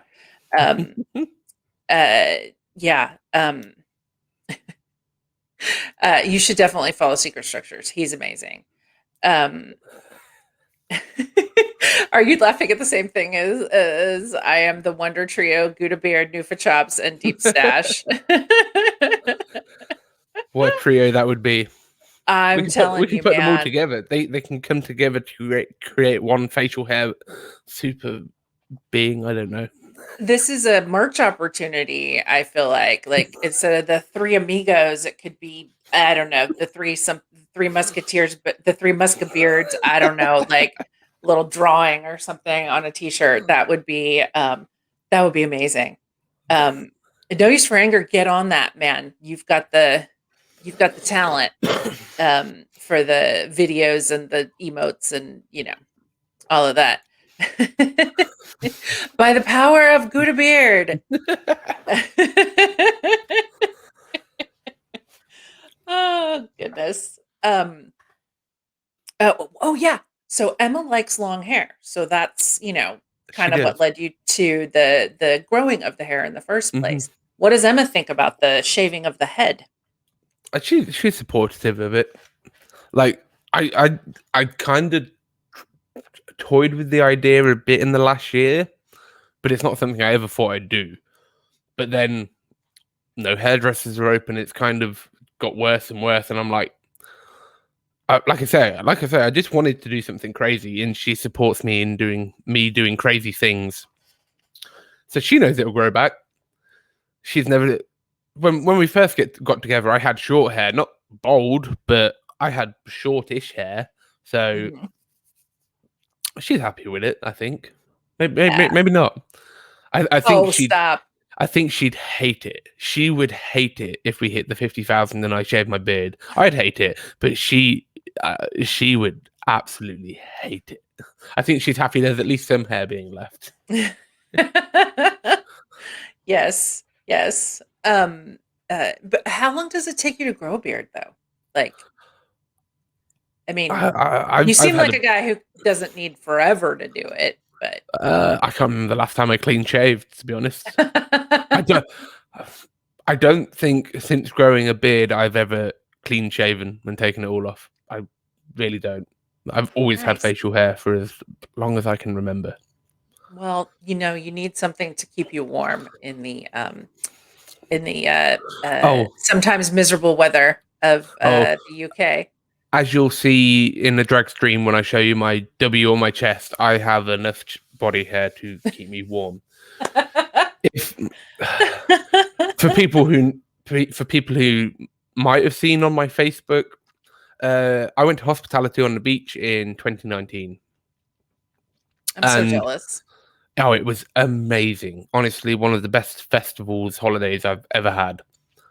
But because it was going to be hot, I was probably going to have my top off a lot. I decided to shave the hospital H. I say into my chest hair. I shaved around it and left a massive H on my chest. And it wasn't a little one just on my chest. It was like my whole belly basically was this massive H on my belly. So I've got a lot of chest hair. Yeah, the hospital H is pretty glorious. It is pretty glorious. I feel very denied that I haven't seen this. I'll send you a photo right now if you want to put it on stream. Do it. We'll get it. Oh my God. Yes, yes, forever. Yes, I'm absolutely. more than happy. I'm going to send you it on Discord now. Here's Yes. a photo of me and Unglued, very very drunk on a boat in the middle of the afternoon, with my chest out and my massive hospital H. I'll Love warn that. chat now. I'll warn chat now. This is a sight to see. Okay, give me a second. The potato might drop some frames here. So yeah. Yeah, Craig, you're gonna love this. I was on a boat party with Ni, Kazra, Mefgis, and Noisia. Someone else. There's Halogenics as well. Halogenics, Ezra, Ni, Kazra, Mefgis, and Noisia on a boat in the middle of the sea. It was amazing. Honestly, amazing. Honestly, amazing. Oh my God. Oh my word. This is amazing. Oh God, I just got a super big version of it too. The original. Oh my goodness gracious. GuddahDNB. This is the best thing I've ever shown on my stream. This just proves me I don't care. I don't take myself seriously as that comes across in my streams. I'm just being me and doing me. And there it you is, go, ladies chat and crew. gentlemen. There it is.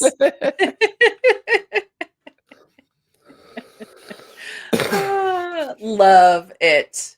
Well, you know what too? I have to say I'm impressed with the like the similarity of like the hospital H. Like that impresses me. I kind of wanted to do the circle around it as well, but it was kind of hard because my hair was a bit thin around the edges. But shaving that onto my chest myself was yeah, look at those tiny ears. Oh God, he's right. They're so much tinier. Well, no, the left one is on that photo. If you're looking at yeah. the right hand one is, but the other side is massive. Yes, yes. Oh, that's funny. Were you stretching them one at a time, or no? So funny story with my ears. I actually had my ears stretched years and years ago when I was younger, and back in 2014, I was working for Caterpillar. I was working for Caterpillar doing an apprenticeship, and at the end of the apprenticeship, you had to do a presentation about yourself in front of like 25 different managers from around the plant. You might not know any of them. I knew like 3 people in the room, so you have to present yourself as to why you deserve to get a full-time job. So I took my stretchers out because I can hide them. I got a great party trick. I'm going to show you right now. Actually, sorry that you get to see my ear, but one great thing I can do with my ear is I can hide it like this, and you'd never know I have an earlobe. Fantastically so anyway, impressive. I did that for the interview.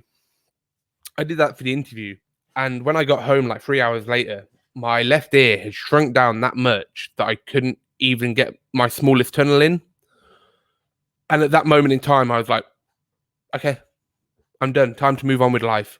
And I actually took them out. I took them out for 5 years. And my left one shrunk quite a bit. My right one, not so much, because I fucked it when I started stretching it. I stretched it too quick. And it wasn't until 2019 that I actually put them back in. I started a new job and I was like, fuck it. I might as well put them back in.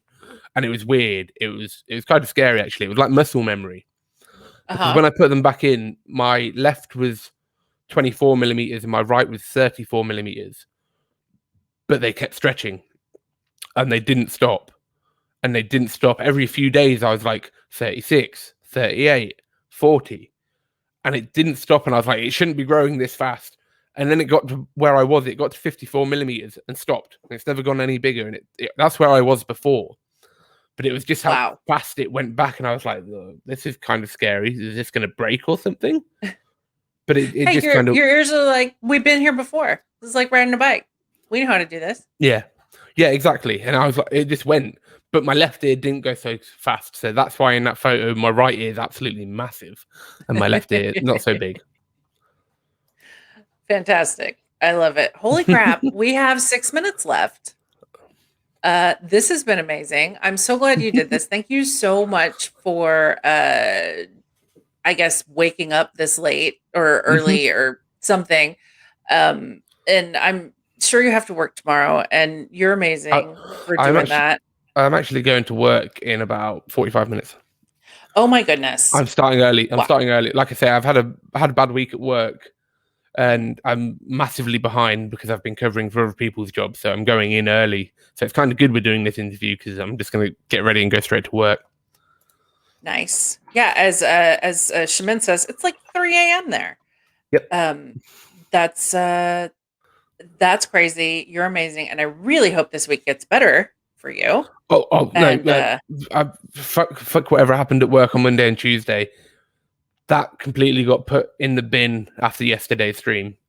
I never mentioned anything to anyone. I was just going to power through and enjoy the stream.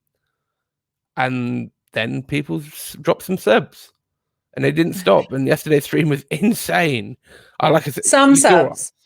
I was nearly in tears at one point. And I was just like, I had to sit down. I sat down for like 10 minutes, load my DJ equipment, and was like, what are you guys doing to me? Yeah, and yeah, it did go really fast. Yeah. And guys, I'm so glad that you were all here. I know that like you all really appreciate Goudah being here too and talking to us. It's such a pleasure to get to know you more. Like I said, I feel so lucky that you guys would come and talk to me. And like, we can't be in the same physical space right now, but being able to chat like this is just fantastic. Yeah, no use for anger. I love it when Twitch makes you smile when you feel like you can't for the day. It's awesome. It's absolutely awesome. And Goudah's really good at making me smile. And so are all of you guys. Yeah. What a great place we find ourselves in, right? I mean, in the midst of the most insane, potentially devastating, year, we've all found each other, and it kind of turned into one of the best years of my life, to be honest. Same, and it's really weird to say that. I mean, you found your love for DJing again, and God, the power of music in our lives is so massive. I found my insane passion for drum and bass again. And like on top of all of that, I find these amazing people. I mean, yeah, we're just we're lucky. We're lucky people, you know. We have a lot to be grateful for. And you are definitely one of the things that I am grateful for. Thank you. You were my entry point. You were my gateway drug into the rest of Twitch DNB. So thanks for that. I really appreciate that. The thing is, the community have supported me beyond belief, and like I said, no one man deserves that much support. That's why I am like I am. You guys have made me who I am with how I am supporting everyone. I have to support everyone because people show me this love. If other streamers are supporting me and watching my stream, you best well know that I'm gonna shout you out and I'm gonna show you some support because that's what I've got to do. You're supporting me, I'll support you. Yep. That's teamwork makes the dream work. Exactly that. All of that. You get back what you put out, it's and it feels really good to help people too, right? Like it's not selfish to do, but you get a lot back from it. Yeah. You get a whole lot back from it. Okay, guys, so let's talk about so Saturday. So Friday, Guddah's charity stream starts at 6. He's doing his dragon bass stream with a big W shaved in his chest hair. Then this massive raid train starts with all of these DJs that you know and love spinning things that you, frankly, that's a change for you guys as an audience because you should come and listen to music that you maybe normally don't listen to. And then at 9 a.m., Guddah's going to sit down and talk with me. I'm super excited about that. Right before he goes in, 9 a.m. Central Time, which is, is that 3 a.m.? No. Sorry, that's 3 p.m. for you. Yes, 3 p.m. GMT. He will start, so 3 p.m. GMT is sitting down with me, and then he's going to do his closing set for the event. So really hope you guys can be a part of that. I'm super excited to be a part of that. And then Tuesday, DJ Roxanne is going to be my guest. Guys, Roxanne doesn't really stream. I think she's done like one stream or something as a part of a part of some other event, but she is an incredible DJ person. So interesting. Y'all, she is interning as a forensic anthropologist. So yeah, man, we got all kinds of crazy stuff to talk about. She's been involved in drum and bass forever, has lots of cool stuff to tell us about, like drum and bass in San Francisco and LA, all of that. So that's going to be really fun. I hope you guys can be there. Distinct is in the chat. She's going to be here on the 23rd. Church of Drum and Bass is going to be here on the 30th. We got a lot of cool stuff coming up. I'm really excited. I'm really lucky to be a part of that. Let's find somebody to raid. Let's see here. I've been trying to raid channels that maybe don't have like a lot of people in the chat. So let's see what's going on here. Man, I got Deep, I got Deedless, I got Escape Velocity, and I know there's more because Twitch always does me dirty on the raid button, and they never show me everyone. So yeah, again, I've been doing this for how long, and I still am always like scrambling for the raid at the last minute. It's terrible. Okay, I think we raided into Distinct recently. You guys want? Let's go to Cannabis. Cannabis. Sorry, Cannabis. It's a play on cannabis anyway, right? So, yeah, let's roll into Cannabis. You guys are amazing. Thank you so much for being here. I really do love you guys. When I say that, I am not kidding. I'm not like trying to be, I don't know, fancy or whatever. I just love you. I hope y'all have a great week. The rest of it, be here this weekend. And yeah, I think the raid is going to start. I'm going to put the video up. Love Big you up, guys. everyone. You're amazing. Thank Goudah, you. have a great day at work. All right. I will do. Thank you. Okay. Talk to you later. Bye. See you later. All right. Let's get this video up here. Guys, take care of yourselves. Okay.